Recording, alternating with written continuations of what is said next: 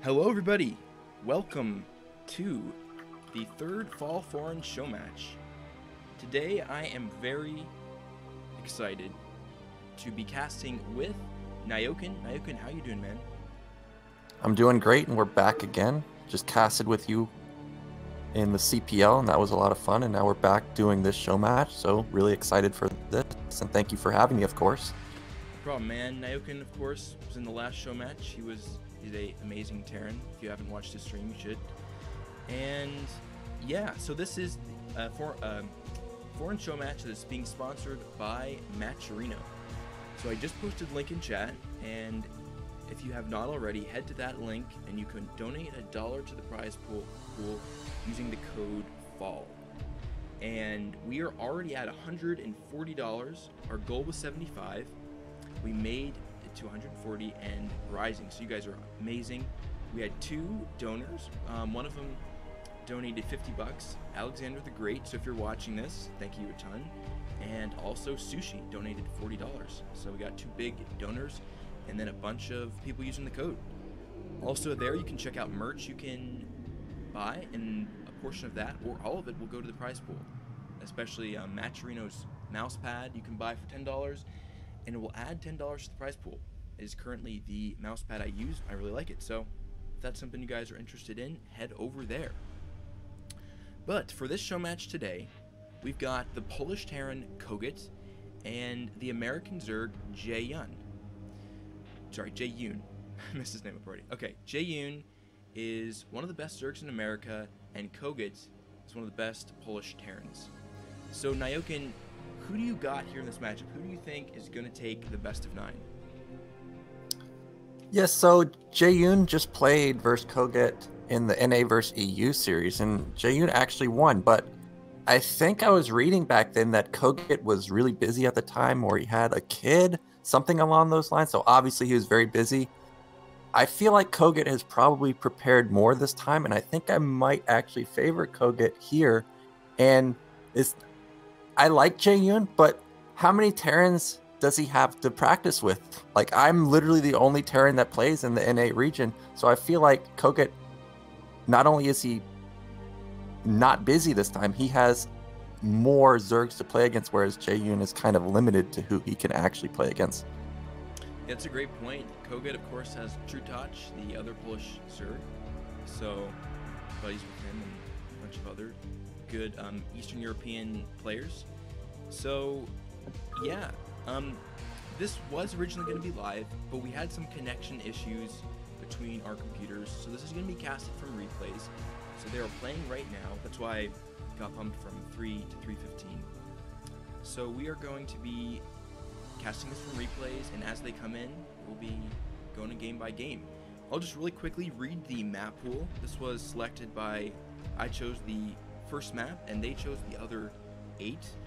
So the map pool is Destination, this was my map pick, Aztec, Fighting Spirit, Talcross, Benzene, Jade, Python, Medusa, and Circuit Breaker. So we got a nice map pool, and we're gonna head right into Destination now. All right.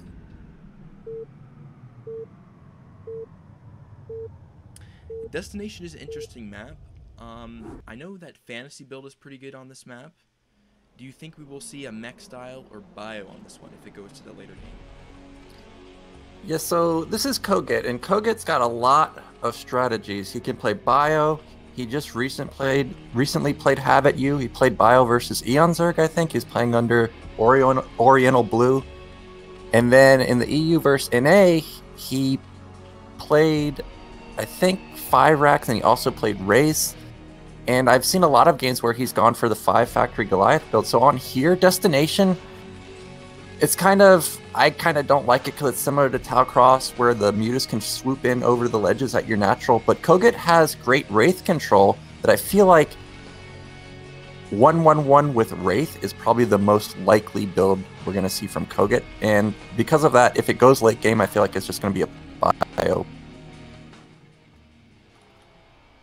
Okay, sorry, just adjusted the volume really quickly. Thank you for pointing that out. It should be better. Alright. So yeah, good point. 1-1-1 popular on this, getting the Vulture in. vulture drops are really good as well. Yeah, now kogeT does like 5 factory Goliath, and if we go back in time 12 years or so, when Destination was actually a map of the week on iCup, was actually played in Courage, was played in Pro League, this was about the time when mech actually started getting used, and we actually saw a lot of Goliath timings on this map. So I don't want to discount 5 factory Goliath, because this is the map where it originated on, and kogeT can pull it out, but I still do like 111 here, and we already see kogeT going for 12 gas, so it's already looking like it's probably going to be a 111 build, because I don't think you really open like this if you're going to go 5 factory Goliath. Yeah, and will we see 2-hatch play on this map? 2-hatch has been a bit more popular. It is map dependent, but seems like we've been seeing from Zergs a lot more 2-hatch style play. Yeah, on here we see Jaeyun going for the fast extractor. It's going to be 2-hatch, and it was actually a 2-minute extractor. That's a really fast extractor. That's like you're committing hard to the mutas. I feel like this is going to be 2-hatch mutas. I don't expect it to be lurkers, but if Jaeyun wants to get cute, I want to point out that the mineral field on the ramp, can be mined out. If Terran, for whatever reason, doesn't have vision of it, he could run lurkers by, but I highly doubt that's going to happen. And this drone's actually dealing a lot of damage to this SCV. Yeah, kogeT getting the block, though, is nice, and the Marines out will drive that drone back, so no scouting. Yeah, and we do see kogeT still mining gas at his main. That means that this is not a command center follow-up.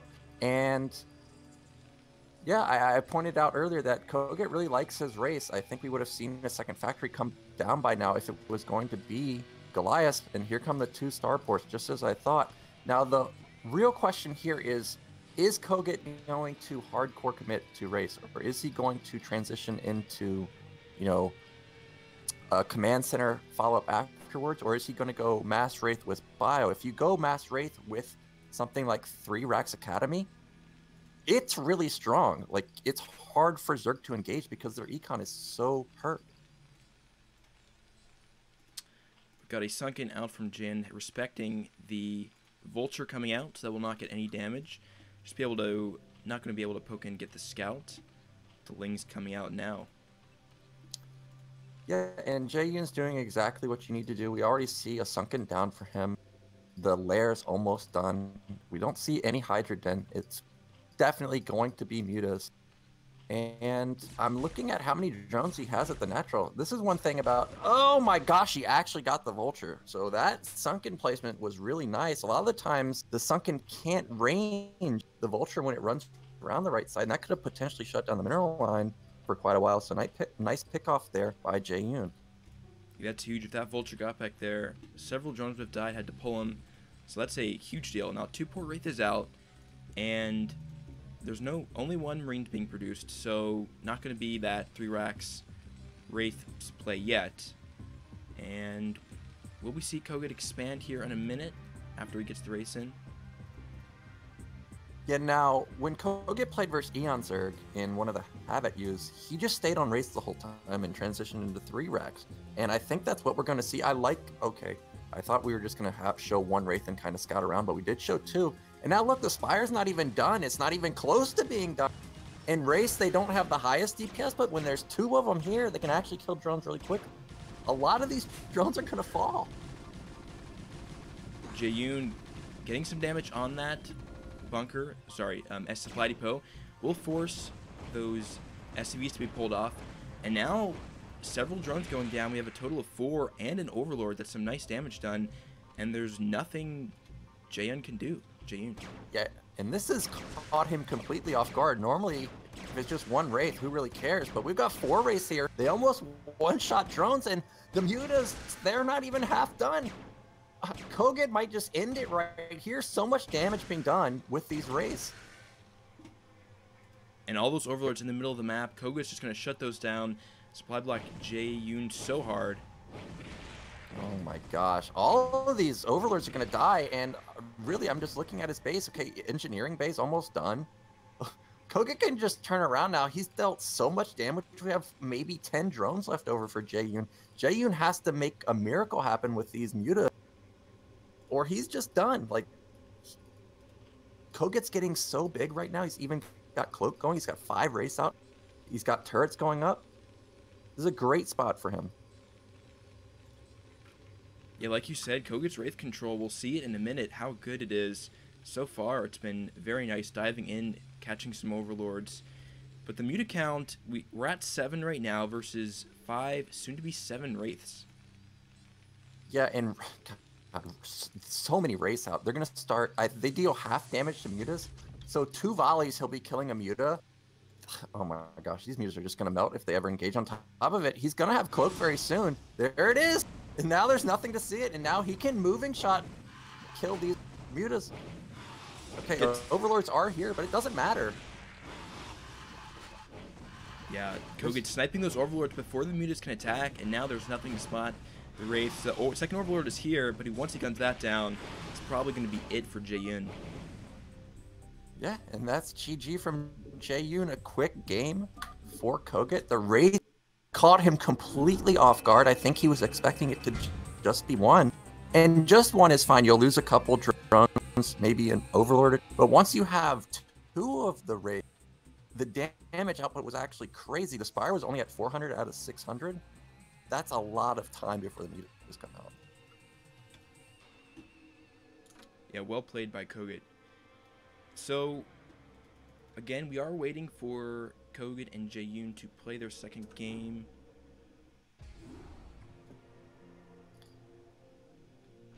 Yeah, they're still in it, so we'll have to wait just a few more minutes, hopefully. But man, that was crazy from kogeT. Did so much damage. He's got really excellent Wraith control. Like, he's one of the best Terrans with it. You don't really see Wraiths often. I remember seeing a game of his versus, I think it's got to be Eon Zerg again on Third World, back when Transistor and Third World and those maps were in ASL, so a few months ago, and it was actually crazy how well he was microing those Wraiths. Yeah, I was really expecting only 1 or 2 Wraiths. We don't often see him just, I mean, at least from my experience watching Terrans, don't see a lot of them just go up to like 7 Wraiths like that, because if you get mutas and Scourge, it can get gunned down really fast. But like you said, catching Jaeyun off guard with no spores in his natural, and got an insane amount of drones and overlords. Yeah, and the thing is with Wraiths, you know, Hydras fare very well versus Wraith, but the problem with the build kogeT does is that the Wraith count starts getting so high, and then you have Hydras, which shut down the Wraiths, of course, but then you have to figure out whether kogeT, is he all-inning you with 3 barracks? Is he expanding? If you go 3 barracks afterwards, sure, the Wraiths don't deal the most damage, but that takes away the damage of the Hydras onto the Marines. So even if all the Wraiths do is just soak up shots from Hydras, that means your real DPS ball in the Marine Medic just, you know, lays out on the Zerg army, and the Zerg army just melts. I love that build. If you can keep the vision down from Zerg, where they have to guess, is he expanding, is he all-inning, and if they choose wrong, you kind of just run them over. We didn't get to see that this game. He just ended it with the race because they did so much damage, but that's I love that style where you just continue the all-in with tons of Wraiths supporting it. Yeah, well, that drone was blocked out for a little bit, seeing Jaeyun wasn't able to see what he was doing for a bit. The Marine was going to pop in a second, but maybe we would have been able to see the timing of those starports. Yeah, and I'm actually... So, Jaeyun played versus kogeT versus EU, and maybe he hasn't watched some of the Habit use. I guess maybe I have the advantage of watching the Habit use, because I was actually kind of surprised that he was caught so off guard by the 2 Wraiths, because before the game even started, you know, we were calling it that it was going to be Wraiths, and when I saw the wall, as soon as I saw the wall, I was pretty confident it was not just going to be 1 Wraith. I was pretty confident it's going to be 2 port Wraith. But yeah, Jaeyun just reading it wrong and getting punished. Yeah, I think kogeT actually won the very first Have At You a long time ago, watching that one. So he's been a really strong player for a long time. Does have a family and a lot of commitments, so he doesn't play, I'm sure, as much as he used to, but still an insanely strong player.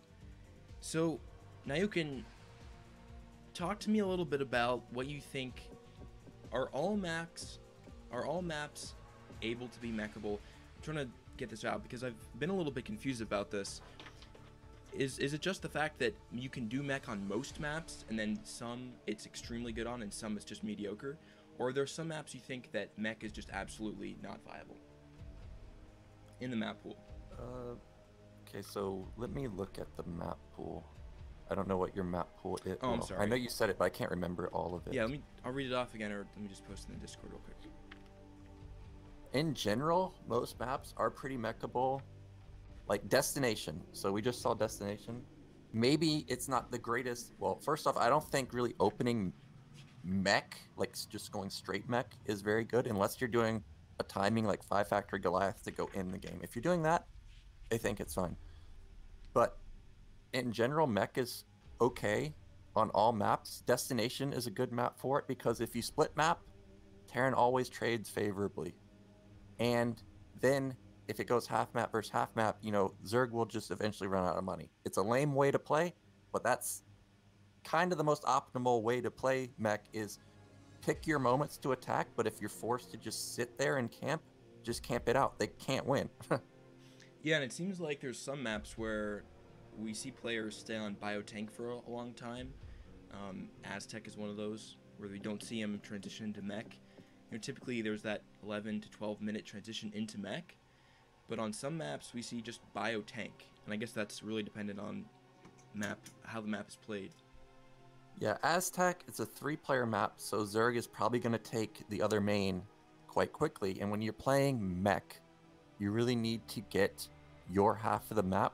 But Aztec, it's 3 players, so how do you really get your half of the map? You don't really. You kind of need to keep the pressure on with Marine Tank. When you go mech, there's this period at around 11 minutes to 17 minutes where you're not really attacking anymore as Terran. You're still keeping up pressure with Vultures. You're still keeping up pressure with Marines, like leaving them in key positions. Don't let the Zerg get a 4th base for free. But you're not really making Zerg worried that you're going to do some kind of killing move. Whereas with Biotank, you just keep the aggression up. You can potentially kill them at any moment. So Aztec, you don't see it a lot. Gladiator, even though this map is splittable, there's so much money on there that it's like Zerg is on 10 base sometimes, and the econ is just absolutely crazy. I've played games where the Zerg has 15 hatcheries or more, where you have a good fight as Terran, but they literally insta-remax. It feels like StarCraft 2 and they attack you again, and if you don't have mines down in time, you get run over. So maps like Gladiator, not very good. Aztec 3-player maps are not very good. Tau Cross is also not a great mechable map. Those are bio maps because you need to keep Zerg in check the whole game.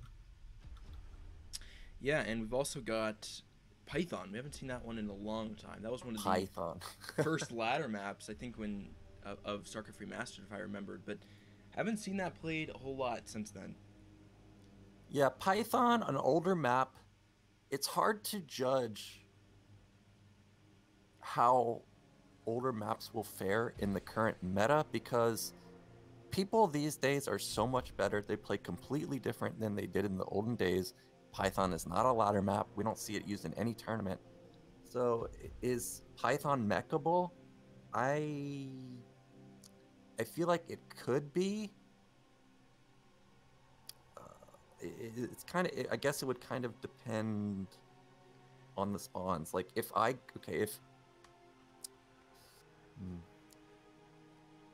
it's definitely a weirder map. I mean, yeah, it's weirder. I think it just, my opinion in general is that Biotank or Marine Medic with Vessels, SK Terran is the most optimal play.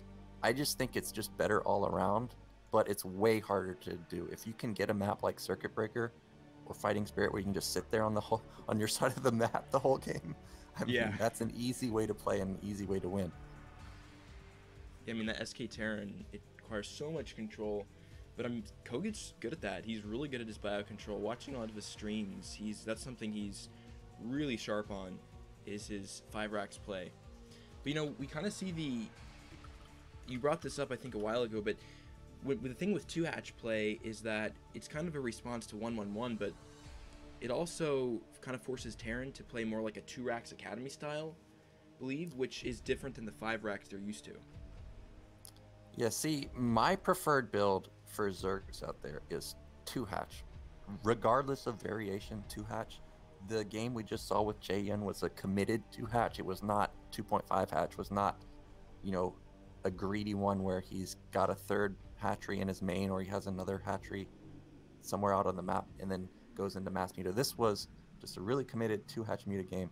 And I like 2-hatch muta a lot. You have to have good control with it. If you don't have good control with it, it's kind of, why are you playing this build? It's kind of similar to 1-1-1 for Terran. If you can't control the Vulture and the Wraith, no reason to play it. But if you can play it, you force Terran into 1-1-1, or you force Terran into 2 racks.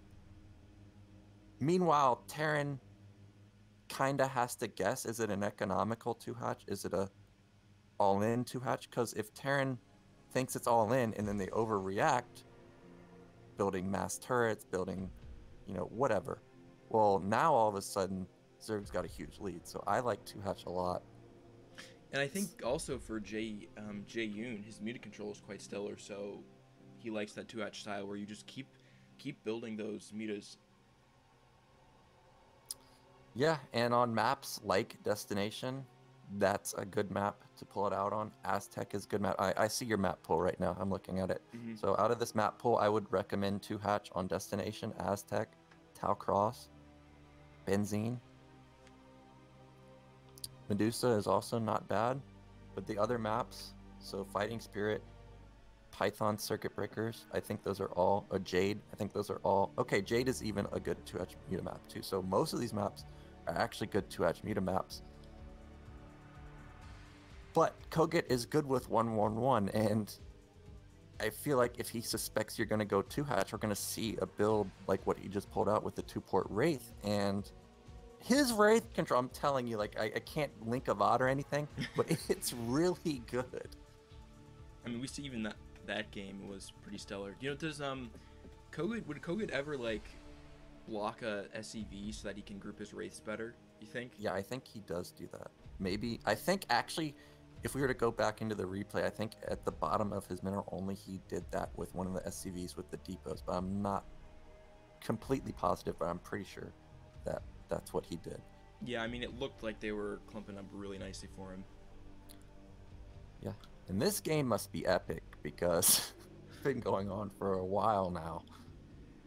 And I wonder what map Jaeyun picked. I feel like, so I know Jaeyun, and I don't think he's really a 2-hatch muta player. So I'm looking at this map pool. I feel like it's gotta be Circuit Breakers, Jade, or Fighting Spirit that he picked. I would bet money he picked those. Not that he can't play any of the other ones, because he can. But I feel like if you're gonna play 3-hatch, those are your map picks. Yeah, Fighting Spirit, Circuit Breakers, good maps. And Circuit Breaker is one that's better for Biotank than Mech, right? I think Biotank on Circuit Breakers is fine. I think Mech is fine. I don't know about better. See, the thing is I think Biotank just in general is better. Okay, yeah. But Mech is good on there. You can't Mech every game. I'm a Terran who mechs every game. So every Zerg I play against, they kind of just get really abusive. They're like, oh, we hit the 12-minute mark. Well, Nyokin doesn't attack anymore, so I just power drone forever.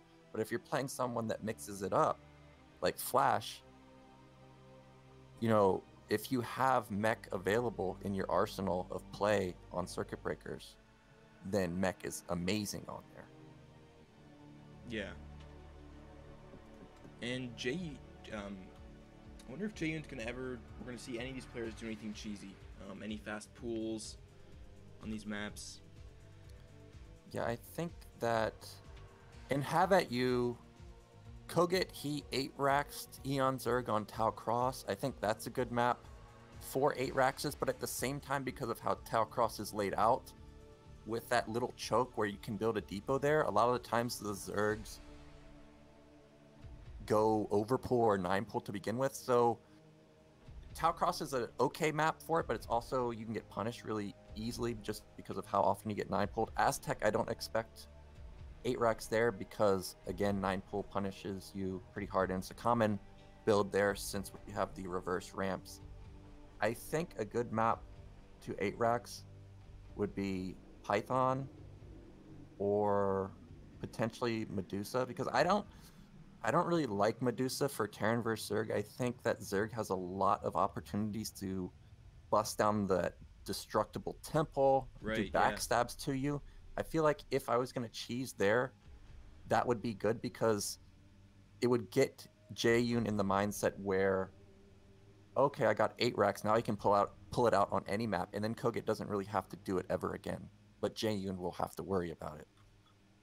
Right, and just remember, guys, this is a best of 9, so you've got a ton of chances for these players to pull out builds. And we'll see what happens. Also, I linked in the chat the link. I think a bunch of people have started watching. Thanks to everybody for tuning in. Sorry that we had a few hiccups on the first game, but I think we should be good to go as far as production on the second game. And the reason we're waiting is because for replays, again, I will link the Maturino donation in just a second. Also, huge shout out to them. They've been awesome. They are committed to the StarCraft community and do a lot to help it out. They've sponsored Pylon Show, Have At You's, a lot of other things. And it's really great to see sponsors interested in the StarCraft in general, but also Grid War scene.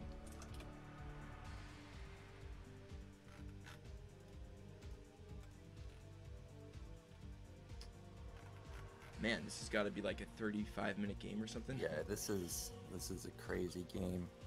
I can't wait to see this one. I think if we're doing map predictions, I would bet money this is a circuit breaker game.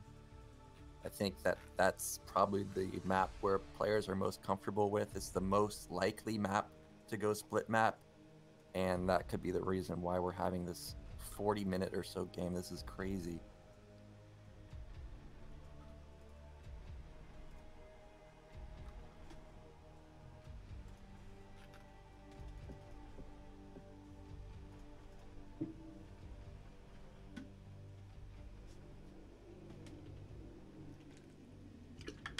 Have you watched any of the ASL games? I watched some. In the summer I was on them, watching them live, but I try to catch up.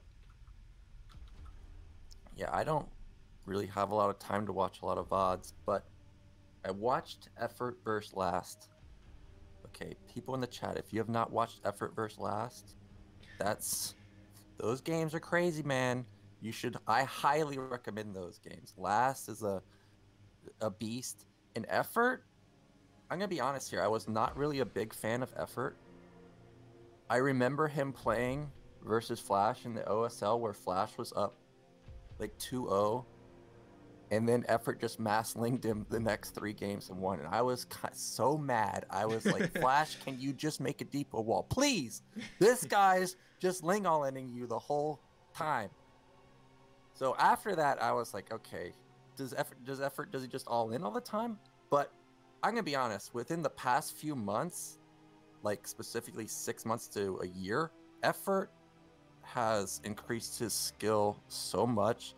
It's crazy. And one thing that I do like about Effort is that when he shows a specific build, like let's say he's going to hatch Muta, he will continue all-inning you, but he'll have switched into like Hydras or Lurkers or something, so you have all this defense for Mutas, and then he just shows up with so many units, but they're a completely different unit comp.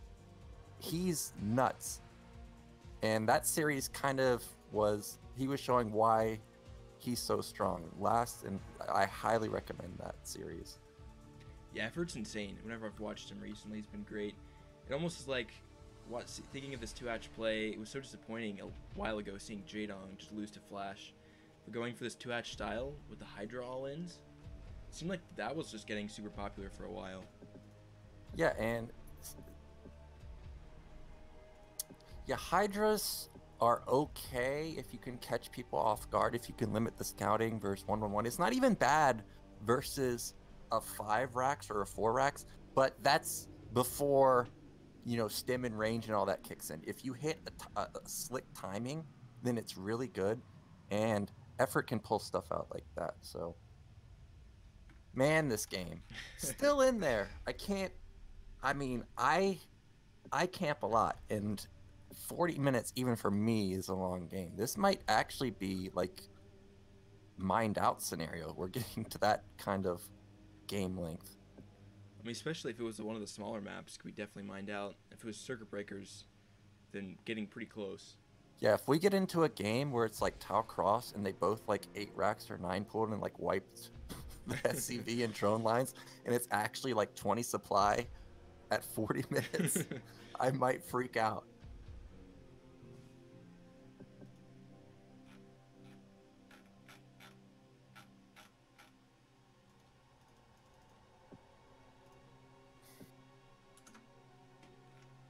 So we have,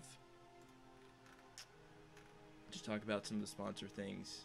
We've got a Matcherino hoodie you can buy, a couple shirts, a couple merch, and then you can also, if you go to the page, you can retweet and visit a couple links that will add some money to the prize pool. So guys, go to that page, do that. Thank you for hanging in there while we're trying to fill some dead air, but go there. And then again, especially thanks to the several people that donated. Snail6 also donated $6 recently. Thank you, big thank you to him. And yeah, Sushi and Alex both donating 40 and $50. That's insane. Yeah, that's crazy. And we got the replay just posted. Awesome. Okay, the wait is over. Here we go. Look at that. Look at that prediction. I called it. Circuit breakers. Oh wait, I need to join a game. Circuit breakers.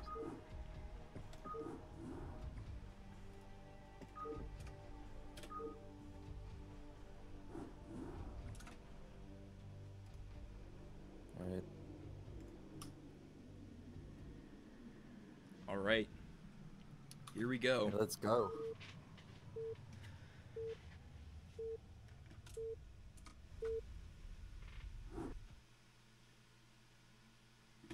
Oh, I think someone in your chat mentioned that you had the replay progress bar on last time. wait, what is this? Did I join the wrong game? Wait a second.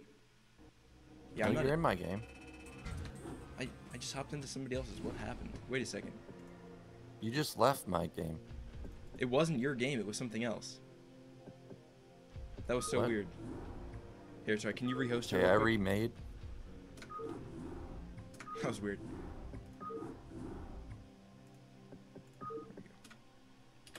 That was just. I don't understand what happened there, but it was like me and Wrench in a OBS map. Okay, that was weird.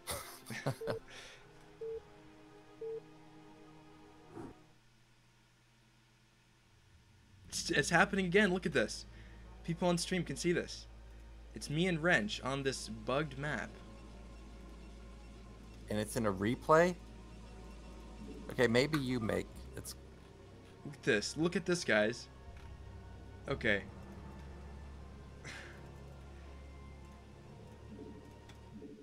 That's weird.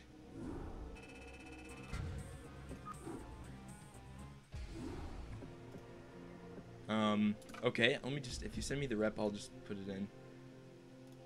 it's on the Discord. Okay.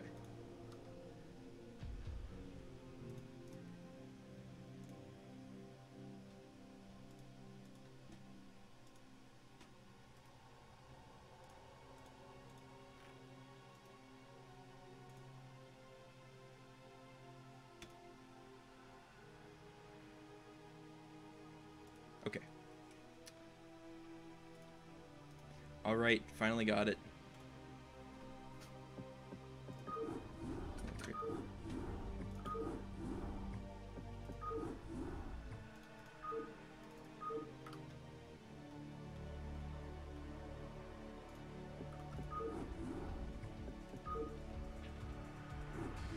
That was weird. Okay. It's up. All right. Let's go. Hopefully it works, because that was like a... It looked like Circuit Breakers and Fighting Spirit were over... You'll have to watch it, but it was like overlaid into each other. Oh, what's going on? Okay, client just crashed. There's definitely something with the client. Okay, we're restarting here. This is so weird.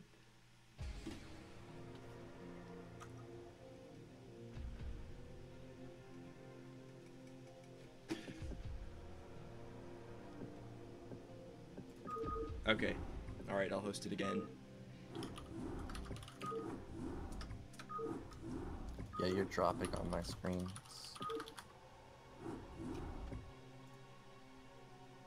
Oh. I'm just striking out. Here we go. Finally. It's funny, every time I do these show matches, I always run into problems with the production value. So sorry guys, but it's like I'm prone to just getting these things wrong, and I also probably don't plan ahead enough, but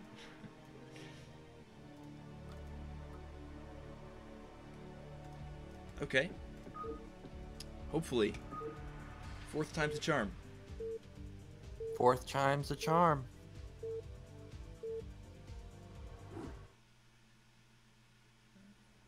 Finally, here we go. Wow, I was actually expecting it to still be messed up, so that's amazing. The hang time was pretty long, so I was scared. I don't understand how you hosting it fixed it. It's the same. It's the same file. Yeah, I don't know how replay bugs work. It's so weird. All right, well, this time we've got Circuit Breakers, and we've got in the top left the Polish Terran hero. It's kogeT. And in the opposing side, we have the Red Zerg Jaeyun. Gotta change the score real quick. Now, what just happened? Sorry, I just gotta change the score real quick. My bad. Now, unfortunately, of course, everybody in the chat knows that this is an epically long game. But, yeah, I'm excited to see this.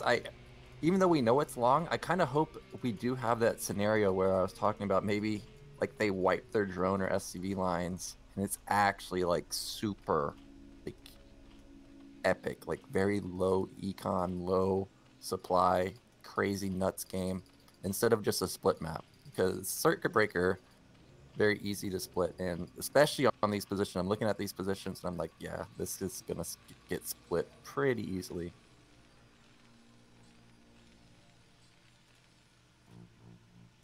All right, and Jaeyun getting the correct scout. Yeah, now I'm paying attention to both players' builds. We have a Rax pretty close to the ramp. I'm gonna see if we're gonna get another gas for kogeT.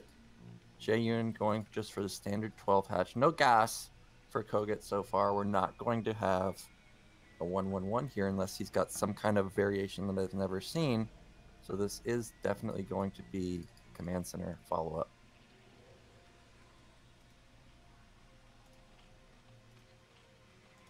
Now Jaeyun is actually powering pretty hard as we have an additional 2 drones so far before the spawning point. That's pretty greedy. I think Jaeyun had to actually respect the possible 8 racks from kogeT, and actually, as I say that, I didn't realize that Jaeyun was actually scouting in the middle, so that was a nice scout right there.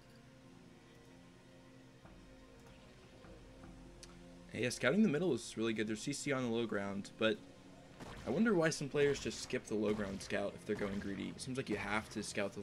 if you're being that greedy, you gotta scout the low ground. Well, some players might get into the mindset. I also get into this mindset sometimes where, okay, actually this drone not only pulled off one SCV, but now this second SCV is going to get pulled off. This command center is actually going to get delayed quite a while. He didn't build any Marines. He kind of skipped Marines to get this faster command center. And now it's not even really any faster than a normal Marine follow-up. So nice damage done from Jaeyun so far. And to go back to what we were talking about being greedy, sometimes if you're playing greedy to begin with and you would die to all-ins anyways, well, you might as well just go on full-on greed. So for example, if you're going like 14 command center versus Protoss, if they proxy gate you, you're dead. It doesn't matter when you put down your barracks. So if you're just going to be, you know, initially greedy and still die to all-ins, just go for the full greed. That might have been what's going on here from Jaeyun. And we've got 2 racks play from kogeT. Yeah, now this is pretty much the standard follow-up for Terran when you expand like this, where you're skipping Marines. If you don't get a second barracks very fast, your Marine count is actually non-existent. You have to get this second barracks up, because if even Zerg attacked with just 6 lings, you see what kogeT has. He has 3. It would die. So this is the standard follow-up for Terran. And this academy is actually pretty damn fast. It's already halfway done. That means we got it down at about 3:30. So this is going to be a quick push from kogeT. SAV of kogeT slipped into the main, despite there being 6 lings here. So we'll see how long you can keep that alive. Yeah, now this is actually a really nice scout from kogeT. He sees the lair timing. He sees no Hydra Den anywhere. And Jaeyun is actually a player that likes to go for lurkers here. So to be able to get into the main and not see a Hydra Den, now he can prepare accordingly. It's definitely mutas. He would have seen the lurkers by then. Actually, I'm kind of shocked that he's getting scanned, because I feel like he got off a full scout. Of course, 50-50 is not, you know, a huge deal to spend, but if you can cut corners like this, that's a nice corner to cut. And there we go. We've got kogeT moving out right now, and he's going around the side. I don't even think this Overlord saw the move out. Yeah, just going up there with 2 medics, and the lings coming in here to the mineral line. There's 2 fire bats already at the ramp. So nice save for kogeT. Yeah, and Jaeyun's probably freaking out right now. Yeah, we've got 2 Sunkens down going down immediately, but to be honest, these Sunkens will not be in time. He's simming across the map, and this could be a slick timing for kogeT right here. He could potentially just run into the main. There's nothing here. Even cutting off the lings. Ooh, Are these Sunkens going to get up? There's no way. So many drones going down. Yeah, this is what I was expecting him to just run by. But it looks like the drone drill was actually pretty nice. Ooh, and the medic's not body blocking. They're in the wrong position. They couldn't get to the injured Marines. Looks like one's going to survive on the ramp, and we're going to get gunned down pretty quickly. Ooh, the fire bats are just walking in here, AFKing. He's going to lose those. Yeah, not a huge loss, but those fire bats will actually be very helpful for when the counterattack comes from Jaeyun. I'm actually surprised that those Marines and medics didn't get into the main. We had absolutely nothing here. The lings were completely across the map. And now kogeT is scrambling to get his barracks count up. He's got his first turret going up in the main. He's going to be looking to put down turrets also at the natural. And I like this play from kogeT. He's got 3 racks initially, 4th going down, teching into the factory very fast. That will allow him to push very quickly, probably around 9:30 or so. The bunker going up for kogeT. He's got a nice wall here with his depot.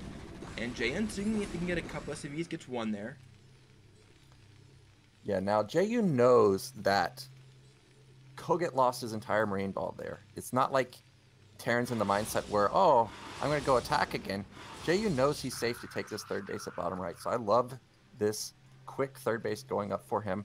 Looking at the meter count, we actually only built 4. Now, this is interesting. Is he going to build more? Is he going to go into hive fast? Is he going to go into lurkers? Okay, he's actually just built a few initially just to keep kogeT back in his base, and then meanwhile put down that hatchery down a little bit faster, and now he's got 5 more mutas coming out.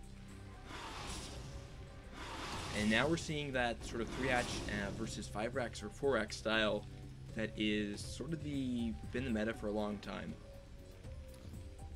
Yeah, and oh wow, we actually are not going to have a tank follow-up from kogeT. He's floating the factory. This is interesting. He's really going to get those vessels out pretty fast.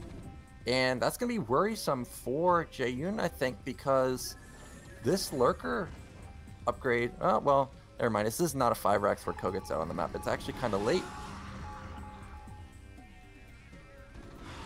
But Jaeyun using these mutas pretty well, getting a few Marines down. But really the issue is just keep tearing back in his base while he takes bottom right. If he can get bottom right up with lurkers in position, Terran can't bust it.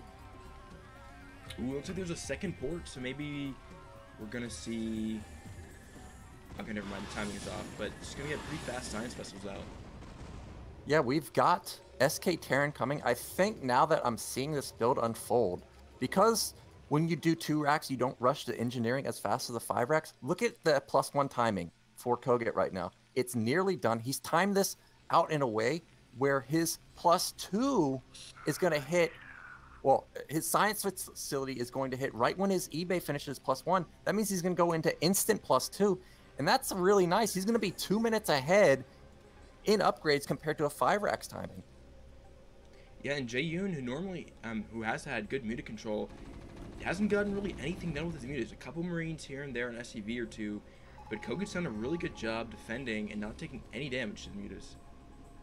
Yeah, kogeT had nice defense, but Jaeyun does have bottom right now, and he's got those lurkers there, and it's not like kogeT's going to bust it. These mutas have done what they needed to do, which is keep kogeT back. Meanwhile, Jaeyun is teching. I see that he's got the Queen's Nest done. No hive started yet, but he's also got his evolution chamber, and that's going to be very important because, as I said before, kogeT's rushing +2. And if you get +2 versus +0, that's a nightmare for Zerg. Ooh, Jaeyun is losing so many mutas, lost 2 or 3 there, to only a handful of Marines, a third one there. Yeah, now he tried to engage those Marines on the bridges. If you're going to fight anywhere on Circuit Breaker, the bridges is where you want to fight. Single file Marines just get absolutely demolished by mutas. But now kogeT is out on the map. He's going to bottom right, but I don't think he can bust this, but at the same time, look at this lurker position. If we kind of just go straight to the right side, we could have a run by. Yeah, and Jaeyun lost even more of his mutas there. Only 4 left, so the muta presence is not great.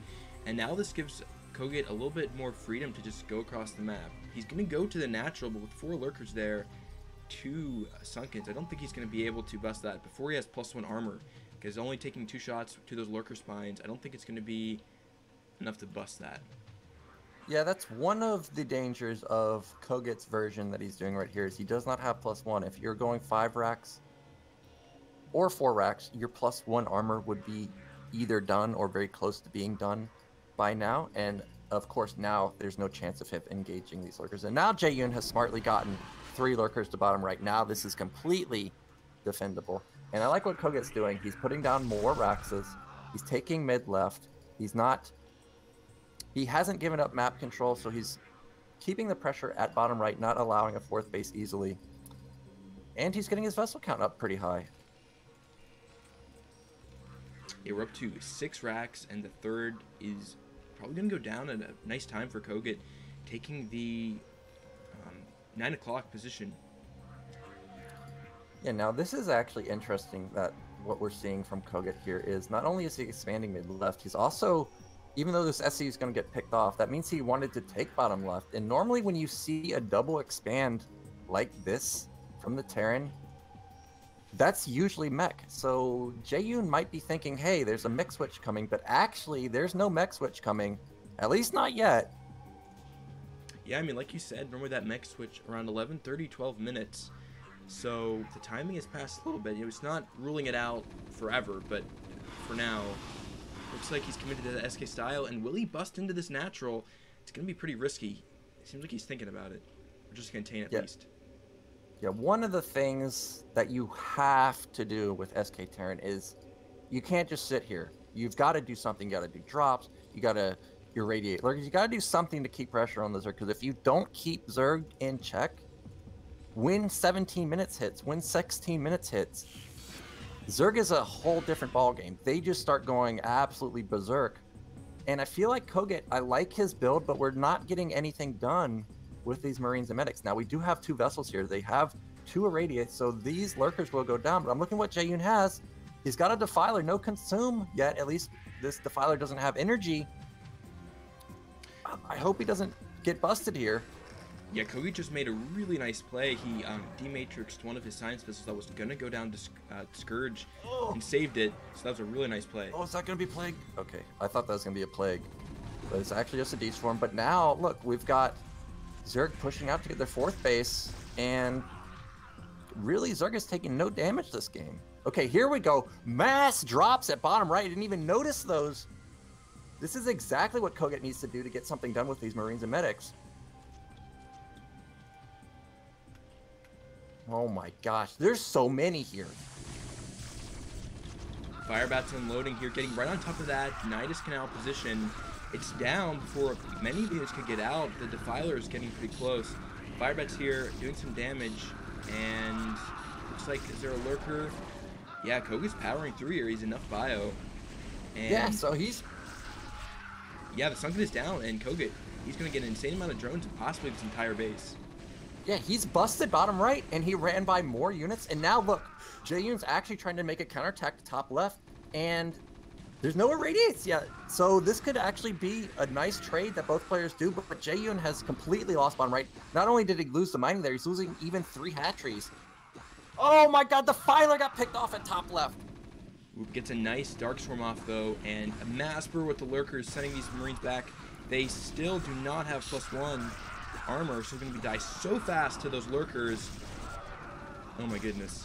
Yeah, look how much just died here. That Defiler pickoff that kogeT just got was probably game-changing, because now there's no Dark Swarm to keep these lurkers alive forever, but still there are 8 here. Natural's been completely shut down, and kogeT, oh man, he killed all of bottom right, but Jaeyun still has top right going.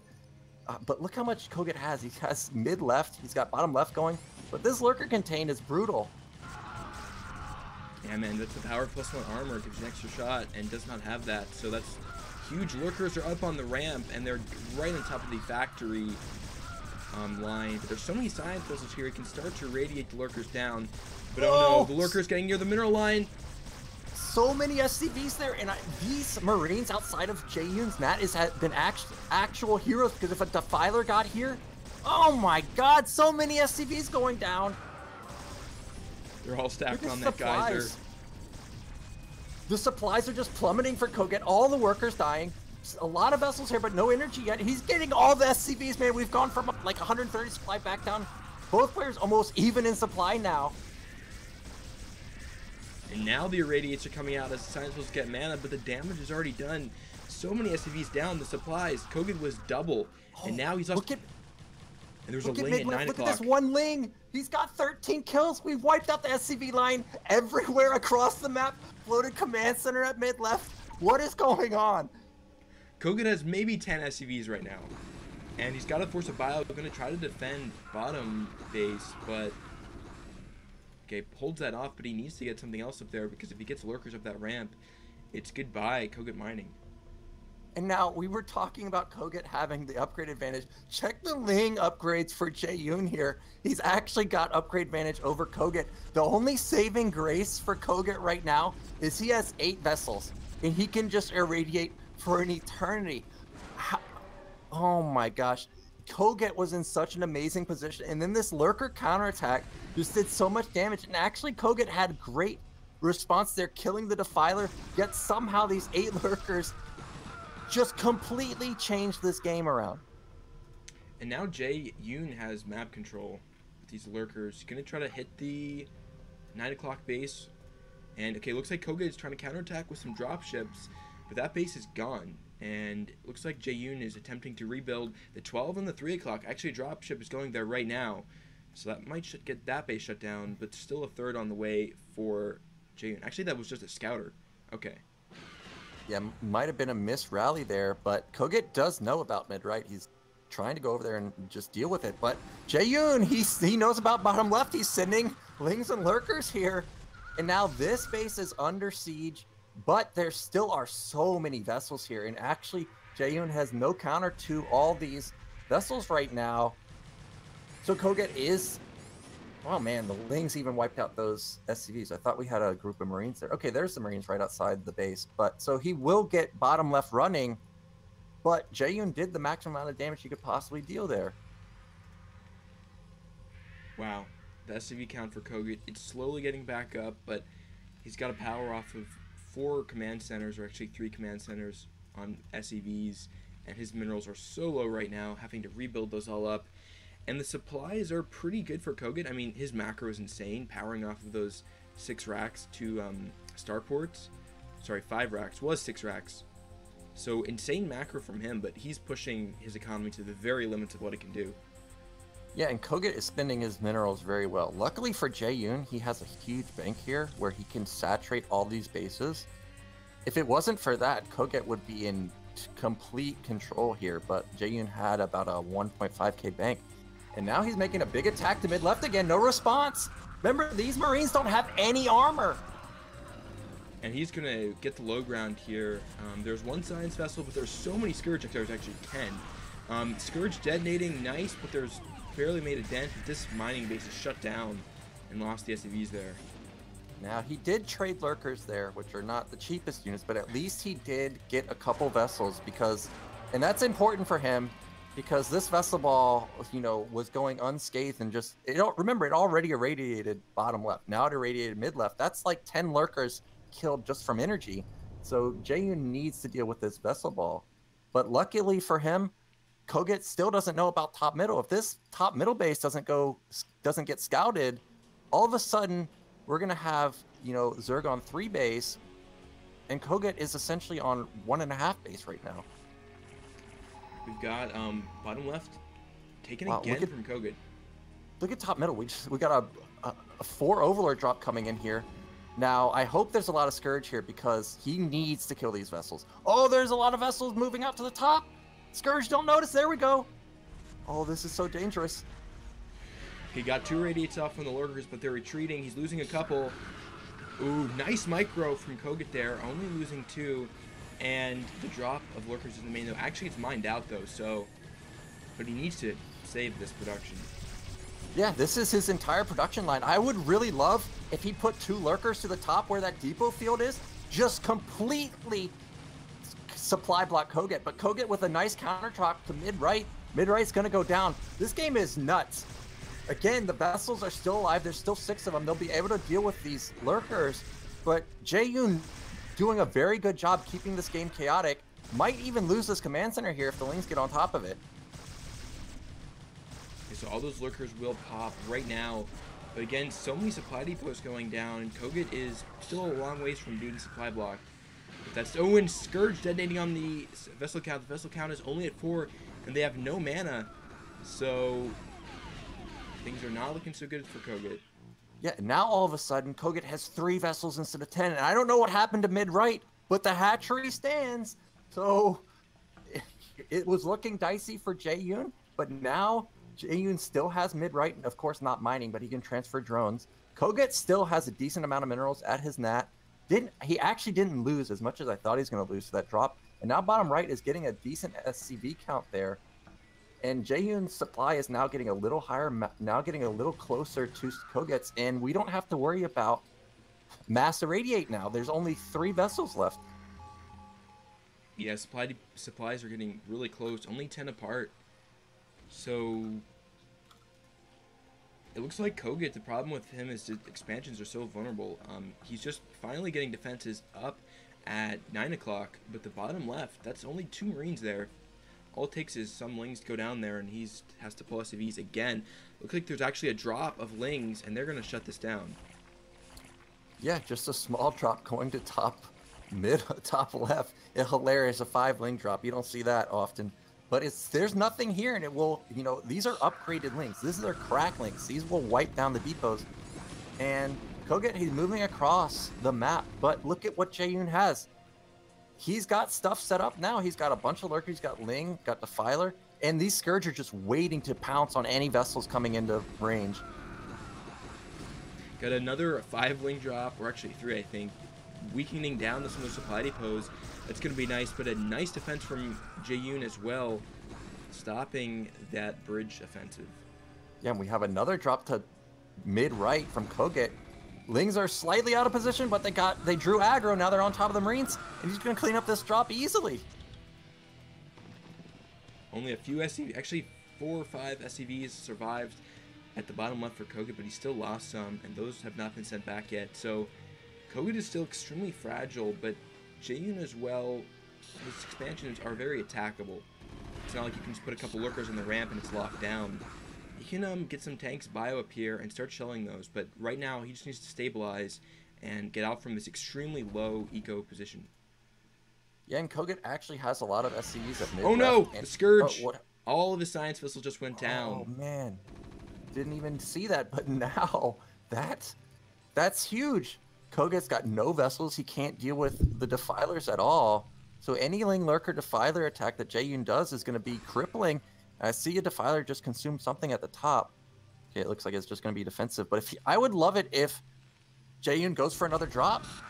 He knows that he just wiped all the vessels. That would be perfect. Yeah, bottom left is so vulnerable. It looks like kogeT is actually just going to try to push at that 3 o'clock base, but I don't think there's anything he can get done there with the Sunkens and Ling reinforcements. He's going to try. There's +1 armor on these Marines, so they will take 3 shots instead of 2.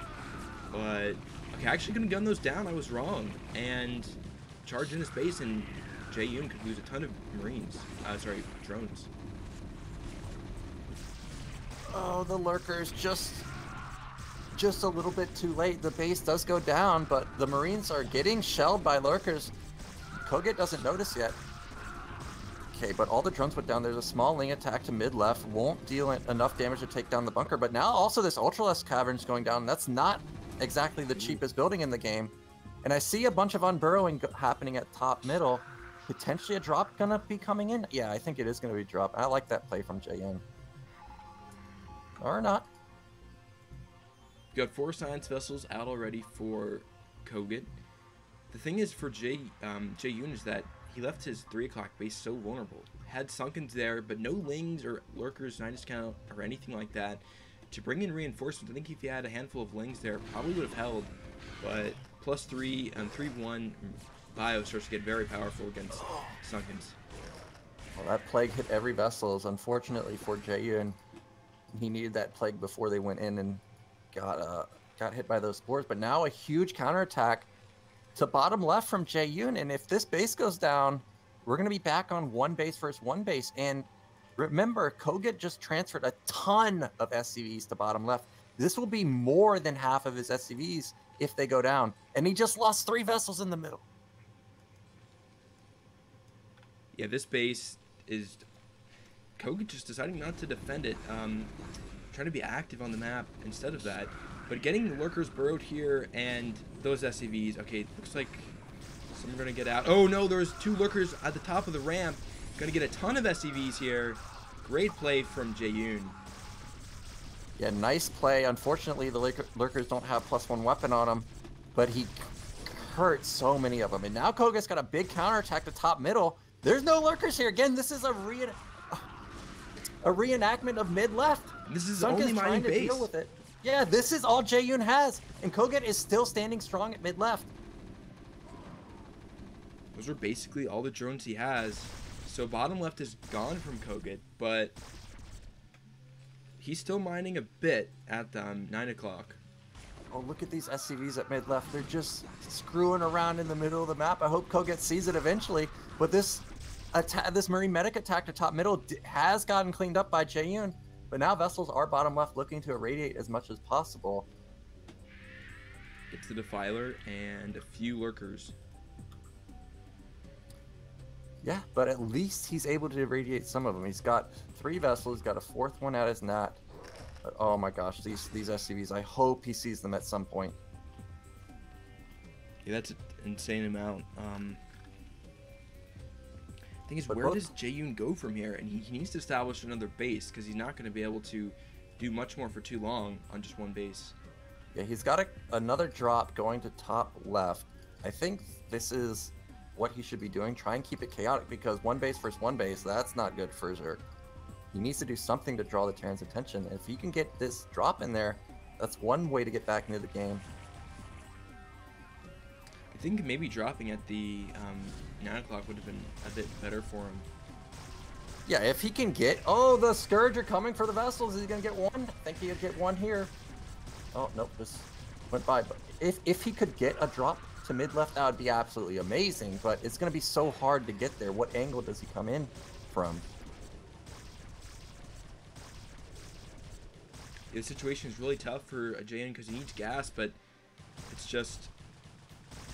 Yeah, taking those mineral base is not going to be great for him. But so this is forcing lift off of the barracks, which is really nice, but it's almost like, I don't know, I still feel like if he tried to get something happening at the 3, then that could have been the finishing, sorry, 9, that could have been the finishing blow to kogeT. As it is, the science vessel cloud is pretty high, and the Scourge will have to get out here. He's losing so many of them, so much gas down the drain that Jaeyun can't replace. Oh no, I see Ling Lurker to mid-left. Look at these SCVs, they're still there. Those SCVs took a bad day to take a break, and now the Lurker is going to charge in. Okay, does kogeT realize? He does miraculously, only a handful go down. Oh my god. Look at those Lurkers at the ramp at bottom left. They're still there. They're going to intercept this SCV train. Oh, goodbye. No, poor kogeT. Somehow, 3 get through. Somehow. If I'm Terran, I'm like, why are those there? I'm not even mining. And there's a Ling drop of 1 Ling. Gonna pick away at that bottom left CC. So, kogeT. Both players are pretty much running on fumes, but it seems like Jaeyun is surviving. He's still, the issue of him getting another base. Oh, you got Lurkers mid-left. Okay, nice. Gets him down. Gets a few SCVs. I mean, any SCVs he gets here are really nice. Yeah, he wiped all of the bottom. And look, because of that drop, these Lings at bottom left actually killed the command center. Are you kidding me? And now Jaeyun actually has mid-right completed with Lurkers there. Oh, the Scourge are getting caught again. Great Scourge detonation. There's still 4 left, though. He might be able to make something happen at this top base. There's not only 3 Sunkens here. Oh my gosh. Yeah, Jaeyun is incredible this game. Just keeping it chaotic everywhere. Now he desperately needs to get some Lurkers to top middle. Okay, he's got 1. That might actually be enough. And these Scourge are sharking around for these vessels. Gonna get 1. Okay, that's pretty good. That vessel count was up to 8. Now we're down to 3. So Jaeyun doing a good job here. Look at supply 65 to 54 at 30 minutes.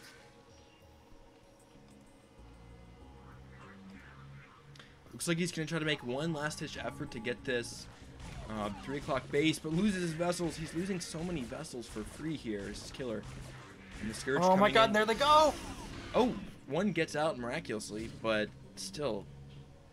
The amount of vessels he's lost is insane. It's funny because he started off controlling his vessels very well. Dematrixed a couple of the early ones, being clutch with them. But then since then, his control's been pretty lackluster. And meanwhile, we've got these Marines not breaking down the door of the 3 o'clock. Yeah, he's busted top middle. I want to point out, look at the drop that Jaeyun just did to top left. The good old 1 Ling drop. Do it, baby. But now Jaeyun's lost mid-right. And now, again, we're back down to 1 base for Zerg. But kogeT has snuck this mineral-only base and resaturated mid-left. Gets that defiler there. So game just keeps getting crazier. We've got Lurkers coming into the space. The SCVs are pulled. There's no real science vessels here. Okay, 1 just popped.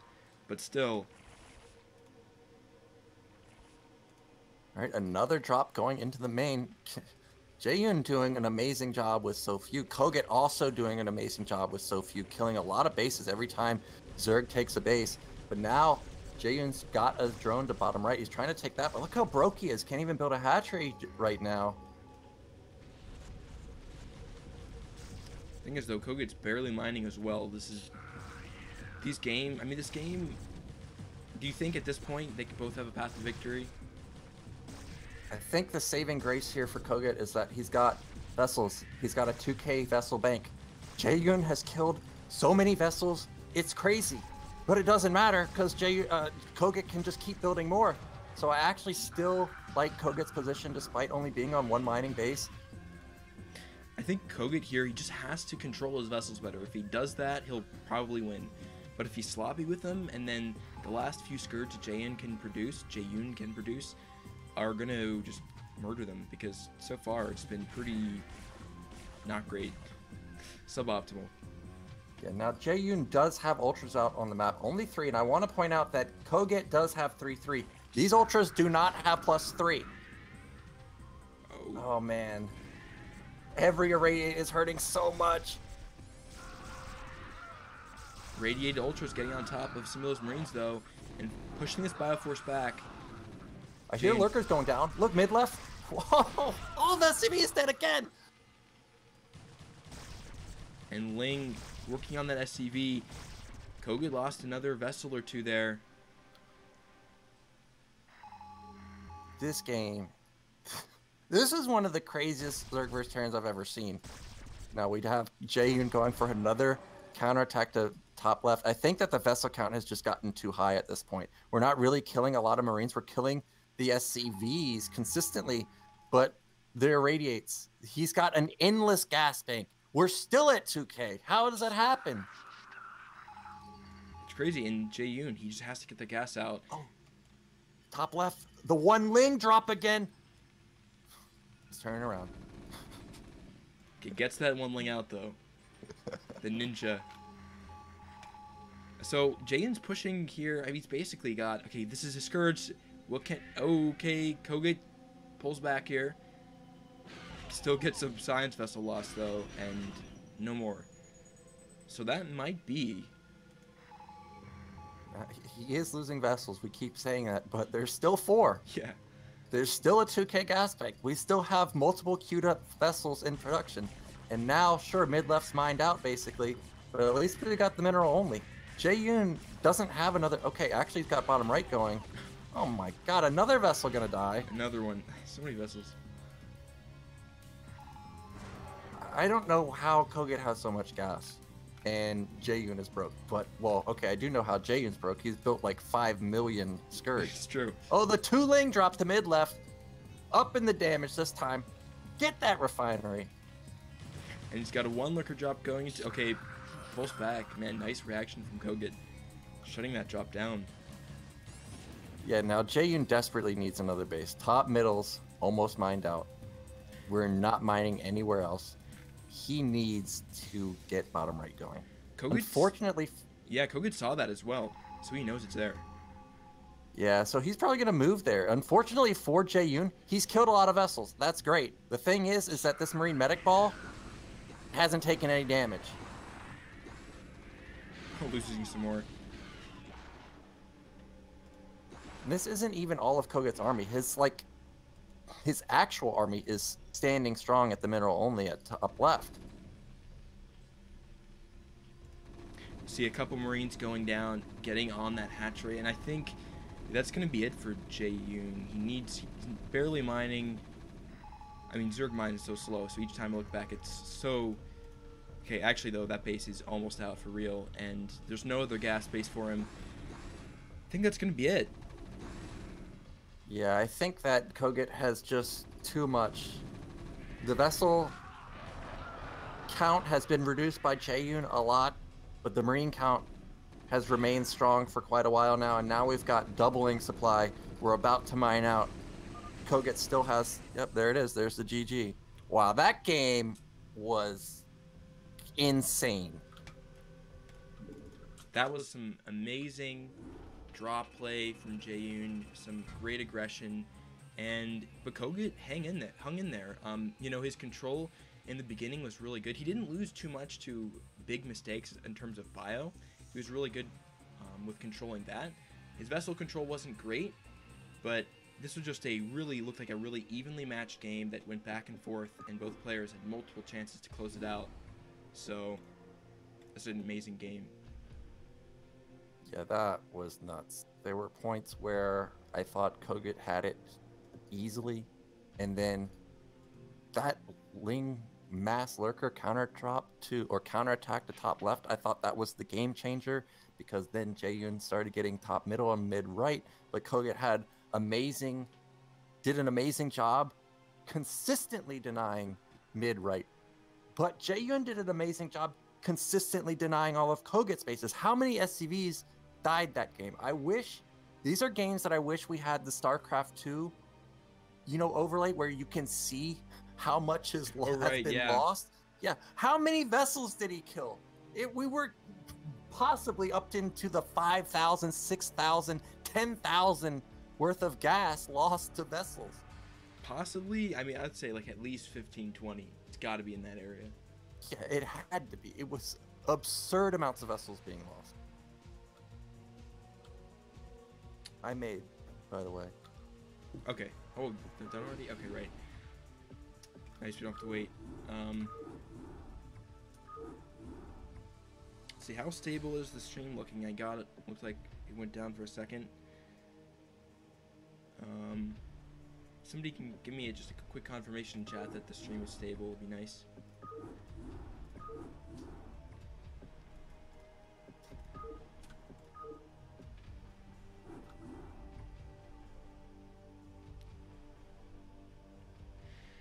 Alright, so the next game is going to be Talcross. Now, kogeT picked this map. So, what do you think is going to go? You said we could see 8 racks here.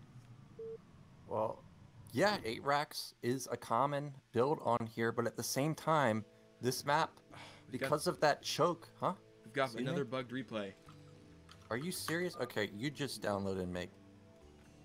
Look at this, guys. I don't, just like, it makes no sense. I'm turning it on your stream so I can see it. Oh, that's an amazing tiles. Yeah.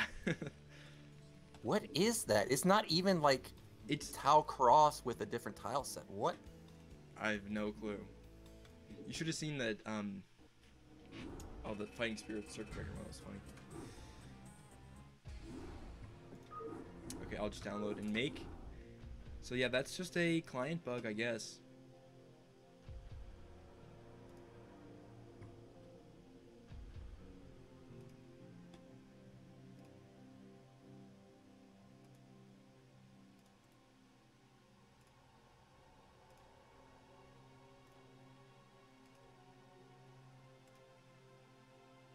Okay.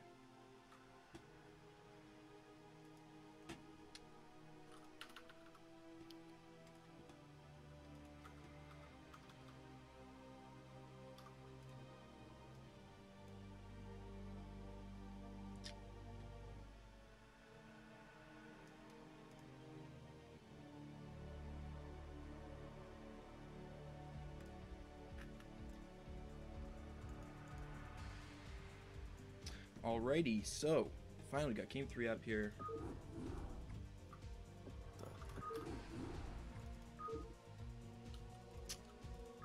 Thank you, Seriosity, for the 32 bits. Much appreciated, man. I turned off the notifications just for the sake of the VOD. Well, the VOD is kind of shot because the dead space, but much appreciated. So, looks like somebody said that was Circuit Breaker in Tau. Tau set, that's funny. Yeah, that's what it looked like once you put on the full map vision. Okay, starting up here. Yeah, we got Tau Cross. Now, we were saying that 8 racks is pretty common on here. Well, I guess we'll wait and see if the map's bugged. Seems like when I created it's good. Okay, so, but Tau Cross, it's got that little tiny choke, and what Terran can do is that they can just depot block it, and the depot block is actually Ling tight. And that makes Zergs just open with 9-pull or overpull often. Also, the fact that there's no ramp on here, 9-pull and overpull are automatically a lot stronger. So it's kind of risky to 8 racks on here just because of how common it is. But if you don't get 9-pulled and they go 12 hatch, then you can punish it really hard. And here we go, kogeT with an 8 racks. Personally, 8 racks with kogeT doing it, I don't like it. And the reason I don't like him doing it is because every time I've seen him play this map, he's done it. And I feel like Jaeyun will overpull or 9-pull here. If it was someone else, like let's say Eon Zerg, or, you know, or not Eon Zerg, let's say it was me, then I think it would be great because I don't 8 racks often. But here we go, there's the drone. It's putting down 9-pull. So 8 racks in the middle of the map. Yeah, and 8 racks in the middle of the map. This is... I better win with this, because if I don't, you're not rallying Marines back to your main. You're not floating it back to your main, that's for sure. But at the same time, when you 8 racks like this, Zerg knows it's going to be 1-1-1, because what else could the follow-up be? It's not going to be Command Center. You flat out won't have any defense. So kogeT's going to have to deal a lot of damage with this 8 racks, and unfortunately it's a 9 pull, so it's not going to. And I like this follow-up from Jaeyun going the gas, because when he sees that it's going to be a 1-1-1 follow-up, most likely, he'll have speed to catch these vultures, or he'll be able to go into Hydras. SCV scouting, Tower Cross. You know, the one positive thing on 8 racks, it's normally only on 2-player or 3-player maps, so Jaeyun with those lings about to pop now, he should be perfectly fine. Yeah, now I think Jaeyun saw the SCV go to top right with his Overlord, so when he sees this second SCV come out, he's going to know it's an 8 racks. It doesn't matter, because he's already going 9 pool. Yep, this is the depot I'm talking about, exactly right here, but we've already got lings out, so this is done. Oh, and lose the SCV! Wow. Yeah, that's okay. Like, he needs to just delay it as much as possible, get as many Marines as possibly can back to his main. Because look at his main. We've got nothing. We've got no bunker. We've got no Marines being produced. Our factory hasn't even started.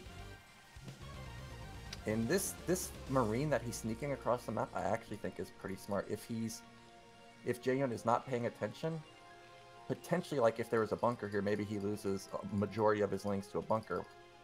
Oh man, this factory is way off in no man's land. I don't know about this. This depot, that's not enough. You can't. GG. Yeah. Yeah, that's the dangers of 8 racksing on Tau Cross. Now, I was saying, I like 8 racks, but I don't like kogeT doing it. I think someone that's more, that hasn't shown it every single time he's played Tau Cross. So if it was Artosis doing it, I would like it. Or something like that. So you can make the next one. Okay, cool. Alright, download that real quick. Thank you, Eon Zerg, for the 88 viewer host. Much appreciated, man.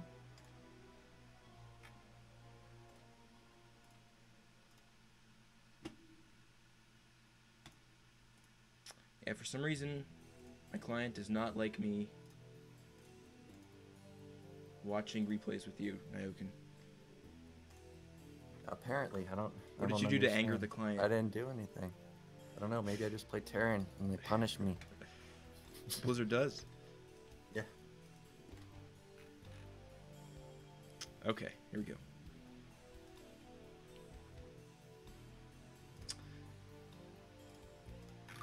Take a quick look at the Matcherino. We are up to $142. Amazing, guys. Thanks to everyone who's been donating. You guys are making this awesome.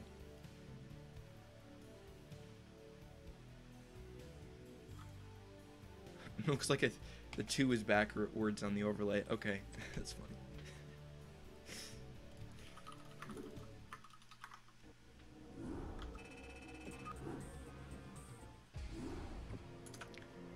Need to fix that real quick.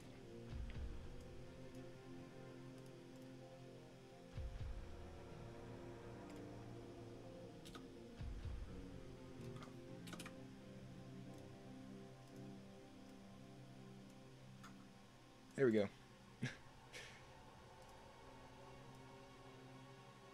Looks like the 1 was backwards too. There we go. Now it's all proper. Okay. Cool.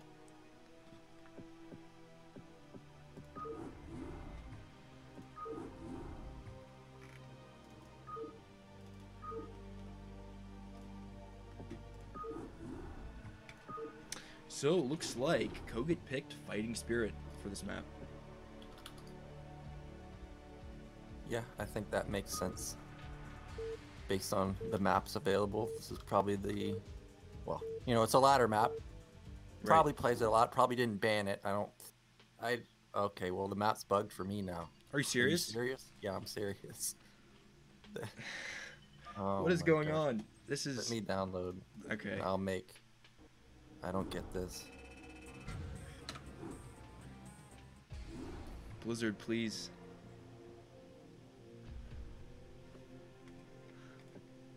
That's so weird. I mean, I've never seen that happen. I mean, seen replays get bugged, but never that tile set thing. Yeah, I've never seen this before. Okay, I made it.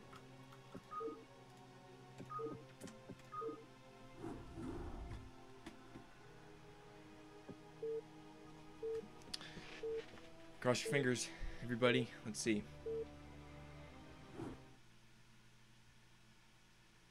It's working for me. Works for me. Cool. Alrighty, in the top corner here, the Polish Terran up 2 games. It is kogeT. And in the bottom right, we've got the NA Zerg Hope. It's Jaeyun. Now, this is not a shocking surprise to me that he picked Fighting Spirit out of the map pool. This is by far, you know, the map that these players have the most practice on. A good Terran map, a good Zerg map.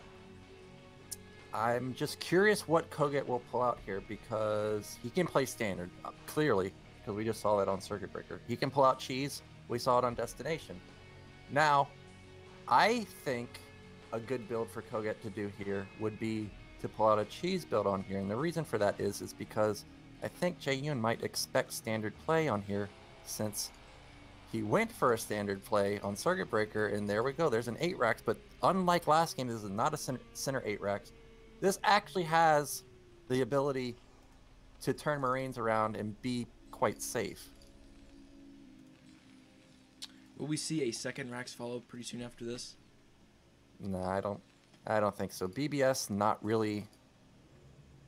My opinion, is not really a thing versus Zerg. Unlike versus Protoss, where you just some maps are just so bad for Terran. BBS is a great option to just nullify that map, like Transistor.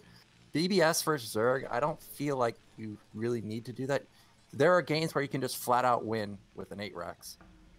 So I like this 1 rack style. We'll have to see what's his follow-up going to be. Is it going to be gas? I would like that, just because of how good kogeT is with race. I would love the 1-1-1 follow-up. Now it is cross maps. We will see that travel time be a bit of a factor for those Marines. Now I'm taking off kogeT's vision right now because I want to see if Jaeyun's going to see this SCV at the top right. If he does, I'm pretty sure this drone's going to intercept the one at bottom left. And now if he sees both SCVs, that's going to tip him off that again he's getting 8 racks. Okay, he saw the one at bottom left. I'm watching just Jaeyun's vision. When's that second SCV going to come in vision from kogeT? Now he sees the second SCV. Now again, Jaeyun knows that an 8 racks is coming. And I'm looking at the timing of this pool. Unlike the Circuit Breaker game, Jaeyun actually did build his pool on time without being greedy. But we don't have a drone reaction yet. Oh my gosh, is he putting down a hatchery? Wow, he actually doesn't suspect a thing. I can't believe it. Wait, so he's just going to go into 3-hatch play right off the bat, blind? That's nuts. Yeah, he's going to the 3-hatch. He saw both SCVs. This bunker's done now. So this hatch is, he's just now pulling, but that's because he's just transferring. Oh my gosh, this is a huge blunder. And now look at what kogeT's doing. He is powering, or he is teching afterwards. He's got his factory down. Normally, when you do this 1-1-1 style, you don't build a bunker because normally you trade your Marines so you don't get supply blocked, and you just build that factory really fast. But because there was no reaction, he's able to get up this factory, and now Jaeyun will probably think, oh, well, it's a gasless expand after this. No, this is vultures coming. Yeah, there's a decent amount of linked up. The creep colony just going to be morphing now.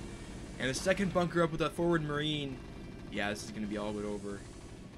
Leapfrogging those Marines forward. They get there. He needs to repair that bunker. Once he repairs it, it's going to be probably game. Ooh, and loads the SCV kits on the other side. Nice play.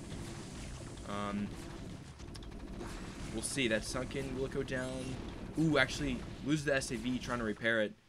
And now... Actually, really sick sunken control right there, alternating between the bunker and the SCV, but also equally impressive SCV control. But actually, this hatchery survives. I can't even believe it.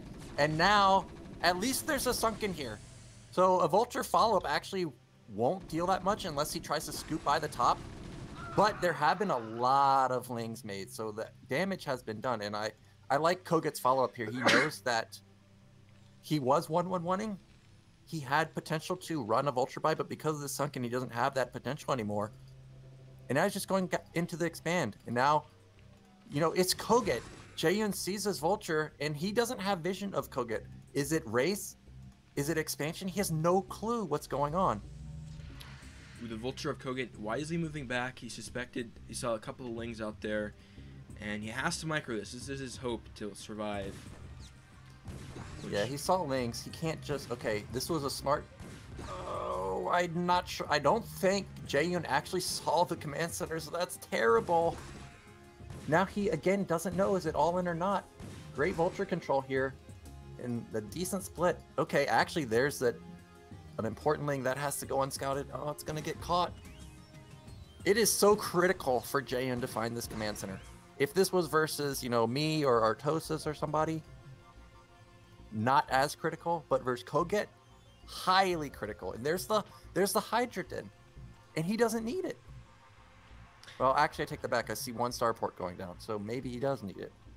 And that's that presence of mind from kogeT to know to go up to there to that ramp at the third and get that Zergling. That's just something that kogeT knows from playing so much, and denying that, like you said, is crucial. So now he's coming in here with 2 Vultures, but because the sunken stayed alive, not going to have a window to get anything done. And there are Hydras here as well. Yeah, now he sees the command center. We actually have speed going for Jaeyun right now. That means we're going to just all in kogeT here. And kogeT's going to need to smell it out, because since he went for the command center afterwards, he doesn't have this Wraith in the base to see exactly what Zerg's doing. But here's the thing. The fact that Zerg is moving so far with his Hydra, I feel like that one movement with the Hydras might have already given it away. If you were playing passive, you would never send that Hydra out. Yeah, so now kogeT's on 3 hatch, so he's droning up because he lost quite a few to that early. But the Wraith's coming in here, and the 3 Hydras should be able to push it back. Takes a few shots there.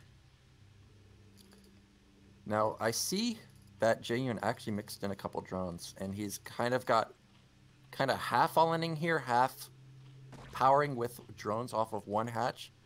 But now speed has been shown. I think that kogeT saw it. Maybe not. We don't have any bunker reaction from him. He's really going to need a bunker to stop these mass Hydras. I love the mines everywhere. It's making Jaeyun worried about just moving across the map, because if he hits 1 mine, that could potentially kill, you know, half of his Hydra army.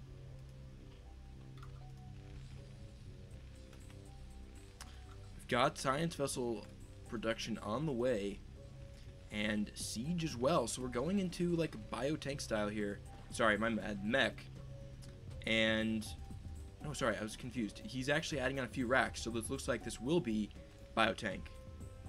Yeah, this is just the standard follow-up.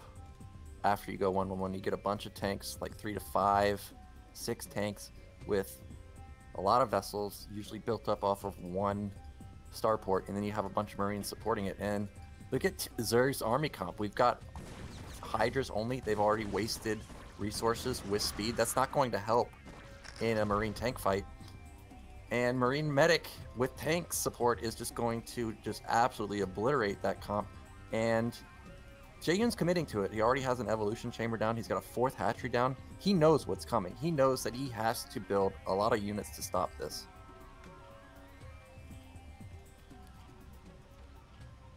He's building quite a few drones, so he's getting his economy up, but he is, like you said, getting that additional hatchery to prepare. He actually might lose an overload here if he's not careful. Okay. Can kogeT get it? He's going to dive in for it. His Wraith is so low. There it goes. Now, not a huge loss for him, because he's in such a dominating position. But if it was more even, it would definitely been a critical loss, because now, you know, he didn't really scout very much with the Wraith, I don't think. But Jaeyun, he is taking bottom middle. He needs that base. He needs a lot of econ. He needs a lot of units to just throw at the Marine Medic Ball. But the Marine Medic Ball is going to be moving out in 30 seconds to a minute. And just look at what Jaeyun has. It's going to be so difficult. He just doesn't have the econ to deal with this army yet. Yeah, the Hydra's getting out on the map, clearing some of the mines, and to clear the way for potential future bases and also restrict kogeT's vision. But kogeT looks like he's getting ready to move out. He's up to 4 tanks. Looks like he might wait for the 5th one and then move out. And it's going to hit at about 10:30 here if he moves out soon. Yeah, and I like kogeT's variation of this. A lot of times when you see 111, you see a high, very high vessel count. I'm talking 4 or so. This time we see 1. Second one coming out, and we see more tanks. And that's just in response to kogeT knowing that it's just pure Hydra right now. So this is a great response from him. Look at his army. It's so insanely strong. Jaeyun's moving around to the top, gonna try and do a counterattack. I think this is a pretty good move. So there's no way he's stopping this army right now. Yeah, look at that. He even forced kogeT to move out, move back. If he can get kogeT to just move back, let him buy 1 or 2 minutes, get these lurkers that I see morphing at the natural, that could be what Jaeyun needs to get back into this game. 2 armies circling around each other in that little middle base of Fighting Spirit. Looks like Jaeyun is just trying to delay this as long as possible. The lurkers are out. They're going to burrow. See if they can set a trap for kogeT. Oh, kogeT's in vision, though. Yeah, like, Hydras aren't... Okay, Jaeyun's going for it, but, oh my gosh, 1 lurker already. There's so many... And a defensive matrix. Defensive matrix just soaks up so many hits from the Hydras. Look at what kogeT lost there. Maybe 1 Marine? Absolutely terrible attack from Jaeyun. Nothing went well for him there. And now kogeT can probably just A-move across the map. Yeah, he attacked at a really strong disadvantage of numbers, and also around that spike in the middle of the tower, in the middle of Fighting Spirit, that screwed up his Hydra pathing. It took so many extra tank shots. So now we've got lurkers morphing. That's going to be its last hope to try to defend. Yeah, Jaeyun's going to need a miracle. If he can get off a sick spine that maybe wipes off half of the Marines, then he's got a chance. But there's so many tanks here. He's going. I don't think there's enough. The lurkers are just getting chewed up by the tanks. Nice micro from kogeT here, just making sure his Marines don't die. That's GG. Now the thing is, like, if Jaeyun was definitely on a timer, so he couldn't allow Terran to take that ramp position. But do you think he could have waited a bit longer before he engaged there? I don't really think he could have waited much longer. Maybe like a couple seconds. If Terran gets to that bridge, well, now you're in a funnel. You just get choked up. Like, I don't imagine a better open area for Zerg to fight in. It's just that there's just too much from Terran. The 8 racks did absurd amounts of damage. Yeah, well, good job, Jaeyun, because I thought for sure he was gonna die quick to that bunker, forward bunkers, and great control from him there. Yeah, it went unscouted, and usually in 8 racks it goes unscouted with a bunker up. That hatch is dead 100% of the time. So nice defense from him. The sunken control is actually really slick. And the SCV move in and out of the bunker was also really sick from kogeT. Alrighty, hopefully this one is not bugged. Let me get into this. Thank you for everyone who's tuning in. We've got Future Seriosity, tons of you guys, Ending Life. It's cool to see you guys tuning in, and hope you're enjoying it. Aztec. Yes. Now, at least this was in the map pool last... Oh, it's not bugged for me. Yep, not bugged for me either. Great. Nice. So this map, not surprised Jaeyun picked it again in the map pool last season. I can't remember if it's in this map pool because I would have insta-banned it if it is. But at least both players have practice on here. Now, in my opinion on here, this is a great Zerg map. Again, the ledge over the natural. It's just so difficult to deal with as Terran. But again, maps like this play to kogeT's strength. He has great Wraith control. So I don't actually think that Aztec will be a problem for him. We'll just have to see, is kogeT going to go for the race, or is he going to go for the 2-Rex build that we saw in Circuit Breaker. Both are great builds to do on maps like Aztec, where 2-Hatch is common. But Jaeyun, I actually think... So Jaeyun has this pocket build, I'm going to call it pocket pick build, where he builds his 3rd hatch at another main and then goes lurkers. I think if you're going to pull out this build, this is a great map to pull it out on. And also, Aztec has those thirds that are pretty easily defendable. You can take it. You could take another main, but also those ones at the thinking at the 3 o'clock and sort of 9 o'clock, 12 o'clock ish bases. You can get a couple lurkers up there, and they work as a ramped base as well. So there's a lot of areas for Zerg to get that lurker hold ramp. It's not like Tau Cross or something else where those thirds are vulnerable to attack. Yeah, and it's Aztec, so if he does that build that I'm talking about, if he takes top middle, it's a 3-player map. Once Jaeyun gets this base, it will never split. Ever. It will never be a split map. And Terran's going to feel the pressure to kill top middle because he can't allow that base to get up. Zerg will just have more bases the whole game. So I feel like that's why I like it here. Force kogeT to respond to your build, and then you know where all the pressure is going to be. All the pressure is going to be top middle. But I'm looking at kogeT's build. We've got a Rax. We don't have a early gas for him. That's actually surprising to me because of it being Aztec. And Jaeyun actually powered a little bit after his 12 hatch. I guess not suspecting 8 Rax for the 3rd time in a row.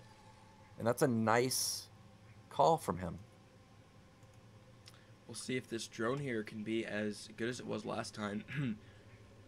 Denying that CC from going down, or at least forcing a SEV pull. Yeah, and another thing about this map that Mr. Yaj Mahal brought up in the chat that I see. Remember the Circuit Breaker game? How much damage did Jaeyun do with his drops? His drops were amazing. Yeah, they were absolutely insane. Yeah, they're incredible. And now look at the spawns. He's got the best spawn for drop play. He's bottom middle. Now Terran's vulnerable completely on the bottom side of the map. Any drop has the potential to do game-ending damage.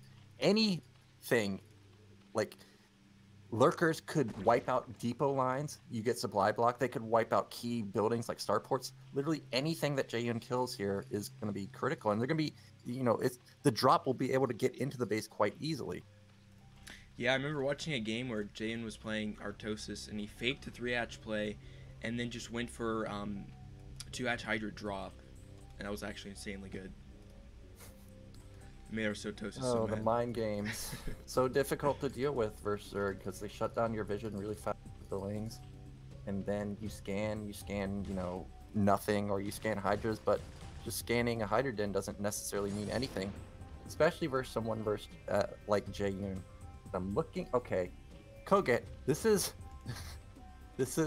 what I like to do versus players that 100% of the time go mutas. It's just delayed 1-1-1. The thing is delayed 1-1-1, you flat out just don't have a comm set. You don't have vision.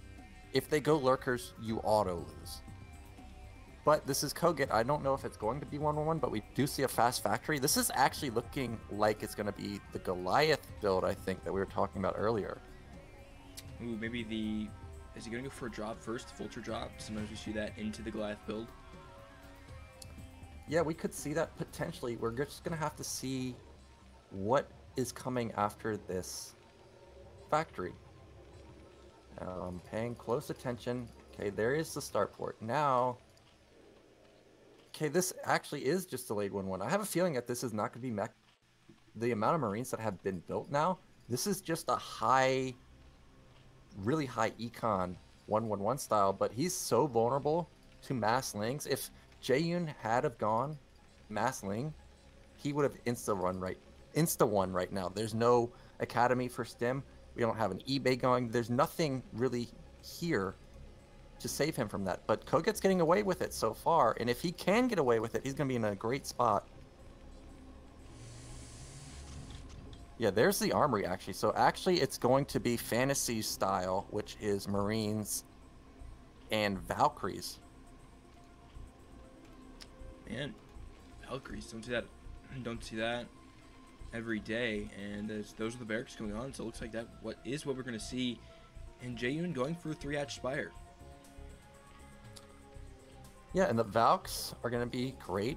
Muta's so common on here, and look at what Jaeyun sees. He sees a bunker, he sees Marines. The Marine count is actually pretty high, so there's nothing here to tip him off that this is not 5 racks. This looks exactly like 5 racks.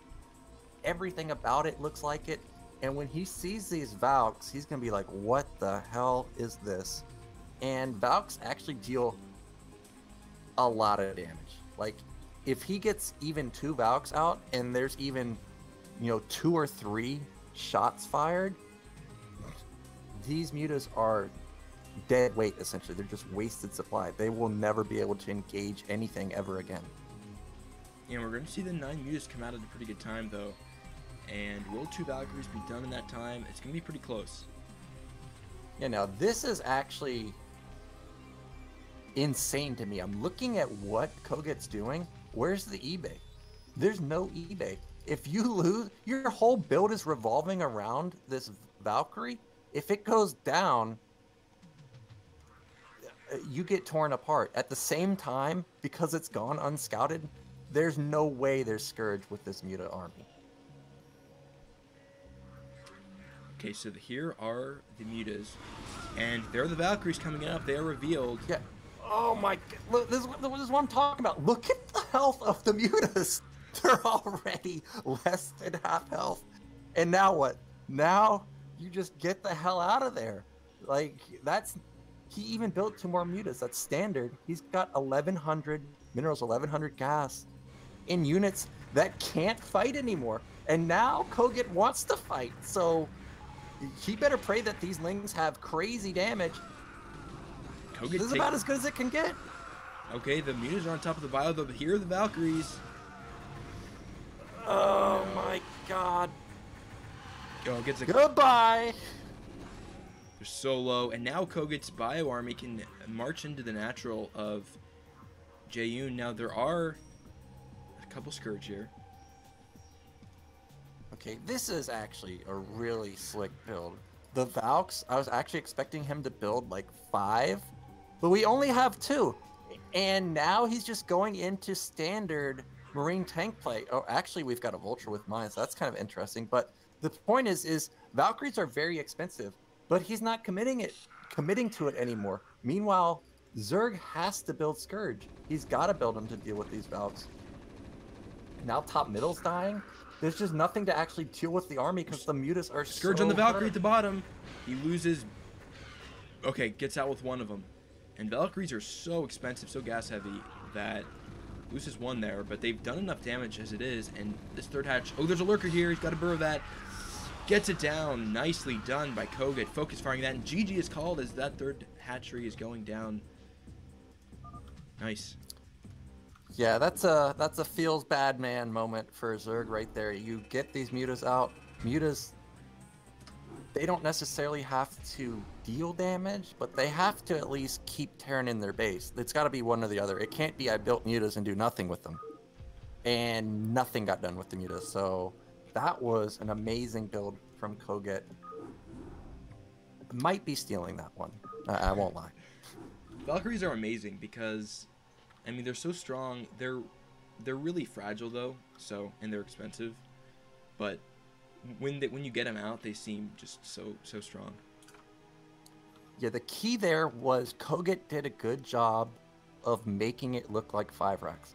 If Zerg had any inclination that, hey, there's missing Marines here, something weird's going on, maybe he doesn't build 9 mutas. Maybe he builds 4 and then builds Scourge with it, and kind of he has 4 that can deal a decent amount of damage, but mostly they're there to scout and see what's going on before making a decision. So that was really key to kogeT's victory in that map. It's funny because now we're going to that map we talked about a little bit, but Python, and I've seen this a lot as a 2v2 map, but on 1v1 it gets a little funky. Yeah. Now I feel if I'm in kogeT's shoes right now, I feel like there's got to be something planned here. Why would you pick this map? There's other options that are standard. Jade is a standard map. It's a pretty good map for Zerg. It's decent room. I mean, at the expansion, it's hard to build turrets there. So mutas actually do quite well. So when I'm seeing this from kogeT, when I'm seeing Jaeyun pick this, what does this mean? I think that this has got to mean a lurker build. I think the pocket pick build that I was talking about on Aztec, I feel like that's coming out here. If kogeT knows about this, I would 2-Rax Academy on this map 100% of the time versus Jaeyun. And one of those things about Python is that you can't really wall the natural as how am I gonna, okay, you can't really get the natural as Terran. It's so huge. Yeah, I want to point out we've got a cheese from Jaeyun coming, a 9 pull. This is actually shocking to me because I just don't feel like you would pick Python to 9 pull it. There are positions on here that are completely wallable. For example, top middle is completely wallable. You can put depots and racks like we saw in Destination. So this is interesting to me. Again, it's not just a 9 pull, it's with gas. So we're committing very hard to this. Jaeyun might suspect that, hey, I picked a weird map, so kogeT probably hasn't played on it, so he'll just 8-Rax me. If he's in that mindset, that's a nice mind game. But unfortunately for him, kogeT's just playing standard so far. Jaeyun did not see that SCV, and kogeT did not see the Overlord. So, but Jaeyun did send the Overlord to the close position on Python, so we'll see that pretty quickly. Yeah, now, kogeT is going for 1-1-1. That does make it a little more dicey now. Because the Lings are going to... Wait, what a minute? What just happened? We just made drones. We have speed and we made drones. Oh my gosh, we misclicked. I think we misclicked. I guess we'll have to ask Jaeyun after this, but we made drones and we have speed upgrading. Oop, my unit panel's off. There we go. Yeah, Lings are coming out now. Maybe this is... We banked larva and made 3 drones. kogeT's probably like, what the hell's going on? Ooh, and SCV gets back in too, so it's going to see that nothing weird went down. This couldn't have gone better. This couldn't have gone better for kogeT. Normally versus the 9 pull SCVs. Look, he's just now pulling SCVs. I mean, oh, and look at this Rax. This is very cute. If you can hold position, well, okay, I guess there's no hold position on a barracks, but if you can put it over the SCVs where the Lings can't actually focus fire the SCV, all of a sudden the Lings just bug out and they can't actually kill the Marine behind it. So this is very cute from kogeT. And Terran players do that against Protoss. It's the most annoying thing in the world, not being able to target that bunker. Maybe, yeah, there's nothing he can do unless he can barely hit that Marine on the top corner. But that's so annoying. But like you said, Jaeyun, apparently what looks like a mistake, is not going to be able to do anything. I was thinking maybe cancels, I don't... Yeah, it just doesn't make a ton of sense. So there's the Hydralisk Den. Okay, so maybe he's got something planned. Yeah, I don't... The initial 3 drones, of course, I hate it. But this follow-up, I don't hate it that much because at this point, kogeT, you know that when he's on one barracks like this, it's race 100% of the time. So this follow-up that Jaeyun is doing, as long as it hits fast enough, I think it's pretty good. If it comes out too slow where we're having 5 race or so, then this is going to be atrocious for Jaeyun. But if he can go maybe when there's only, 2 or so race out, this could deal a lot of damage.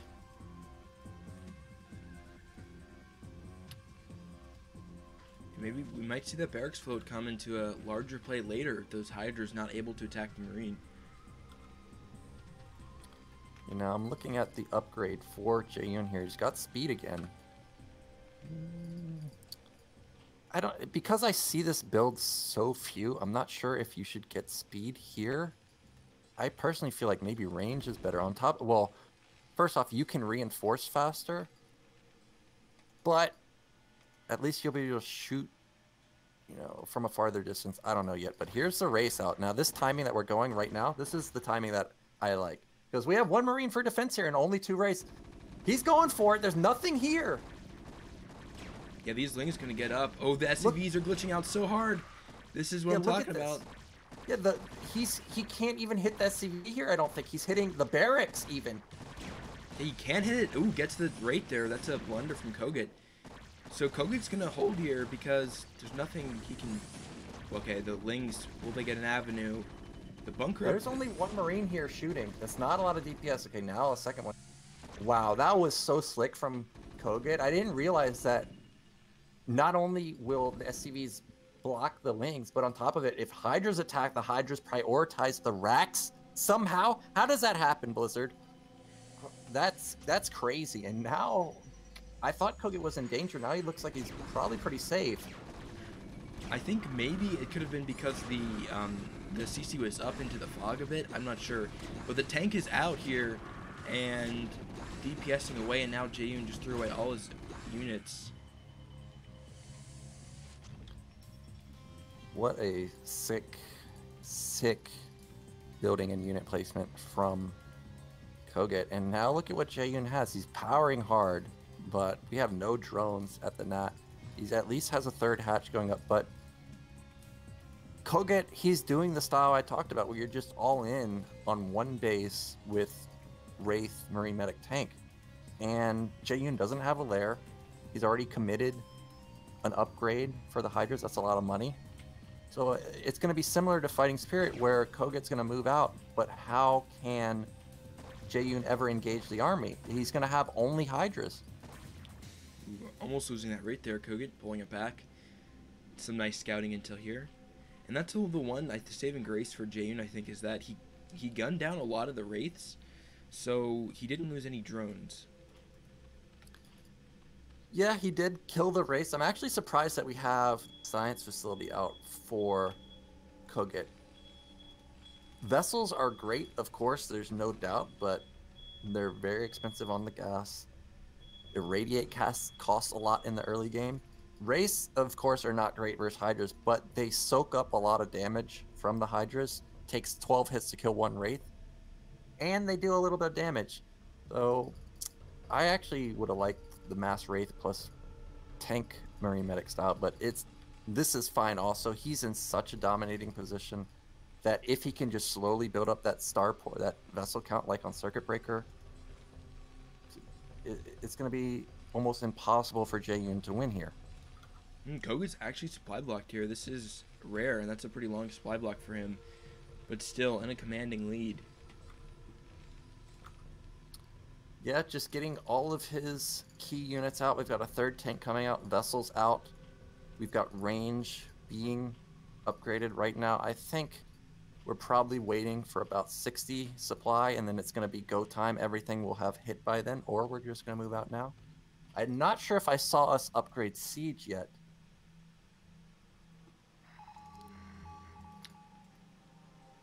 Yeah, not sure. Let's see. Yeah, this move out from kogeT looks insane.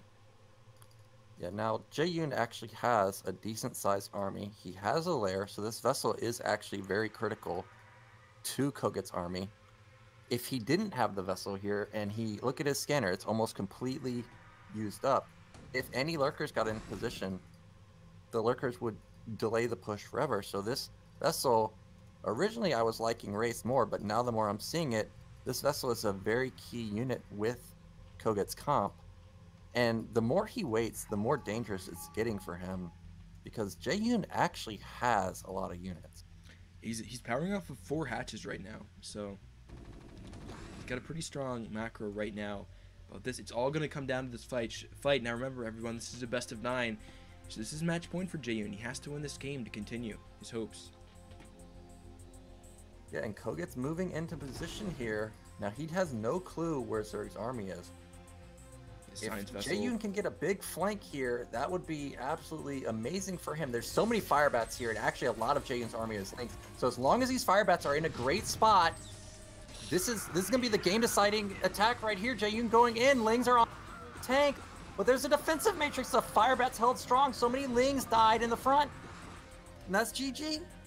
Wow, kogeT looking so strong. The micro there in that game. Couple key tricks, the D matrix, the barracks, And a great win from him in this game, not only this game, but also in a series. Congratulations, he has won the first Fall Foreign Showmatch series. Yeah, kogeT, absolutely beast with Terran. I love when he plays the textile builds. And that Aztec build, I'm stealing it. I'm just saying it right now. Valkyries. If you play me on the ladder, don't expect me to just mech every time. I might pull that out. I might just insta-leave after you kill my Valks, but I will try that build. Good stuff. This was a really fun show match. It was 5-1, but still got some amazing games and was a great cast all around. So thanks to everyone who donated. The total prize, let me check that right now, we ended up with $142.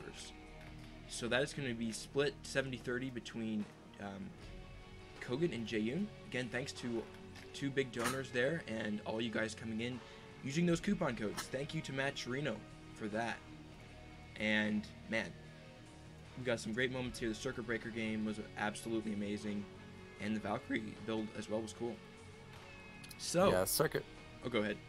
Circuit Breaker game, one of the best Zerg vs. Terrans I've ever seen. Just insanity. If for anybody tuning in late, if you can only watch one game, watch game 2. Holy moly. Yeah, you won't be disappointed. All right, Jaeyun, thanks a ton for casting. I had a great time. Yeah, it was fun, and look forward to your events in the future. They're great. The players are amazing. And yeah, thanks for inviting me, of course. As always, guys, if you have feedback about this event, things you'd like, players you'd like to see, etc., potential, anything regarding this, just DM me. I'm open, all sorts of feedback, whatever. Trying to increase the production value of these things each time and make it so that we can have a really cool set of show matches for some of our top foreigners. And at the end of the day, giving out this money to these guys who love this game and, you know, are a bit underappreciated, you know. So, hope everyone has a great rest of their week. The next show match should be coming sometime in November. Hope to be releasing some information about that soon. So stay tuned, guys, with information for the next one. And everyone have a great night. All right, Jaeyun, you got anything else to say before I close this out? I'm trying to think. I don't think so. I know everybody here likes Brood War, but StarCraft 2's got a big event going on. Should watch that. Foreigners are doing very well. That's very shocking in the StarCraft, game. So I'm personally watching that. So make sure you watch that. Yeah, if you like StarCraft 2, of course. Neben Major, the foreign hopes for StarCraft 2. Yeah, they're beasts, and I see that their matches are over right now, so I'm definitely going to be checking them out. All right. Have a good one, guys, and I'll see you guys next time. Wow, we got 100 viewers. Just seen it now. That's amazing. Thanks to everyone who's tuning in. This was an awesome event, and you guys made it happen. All right, take it easy, guys, and we'll see you next time.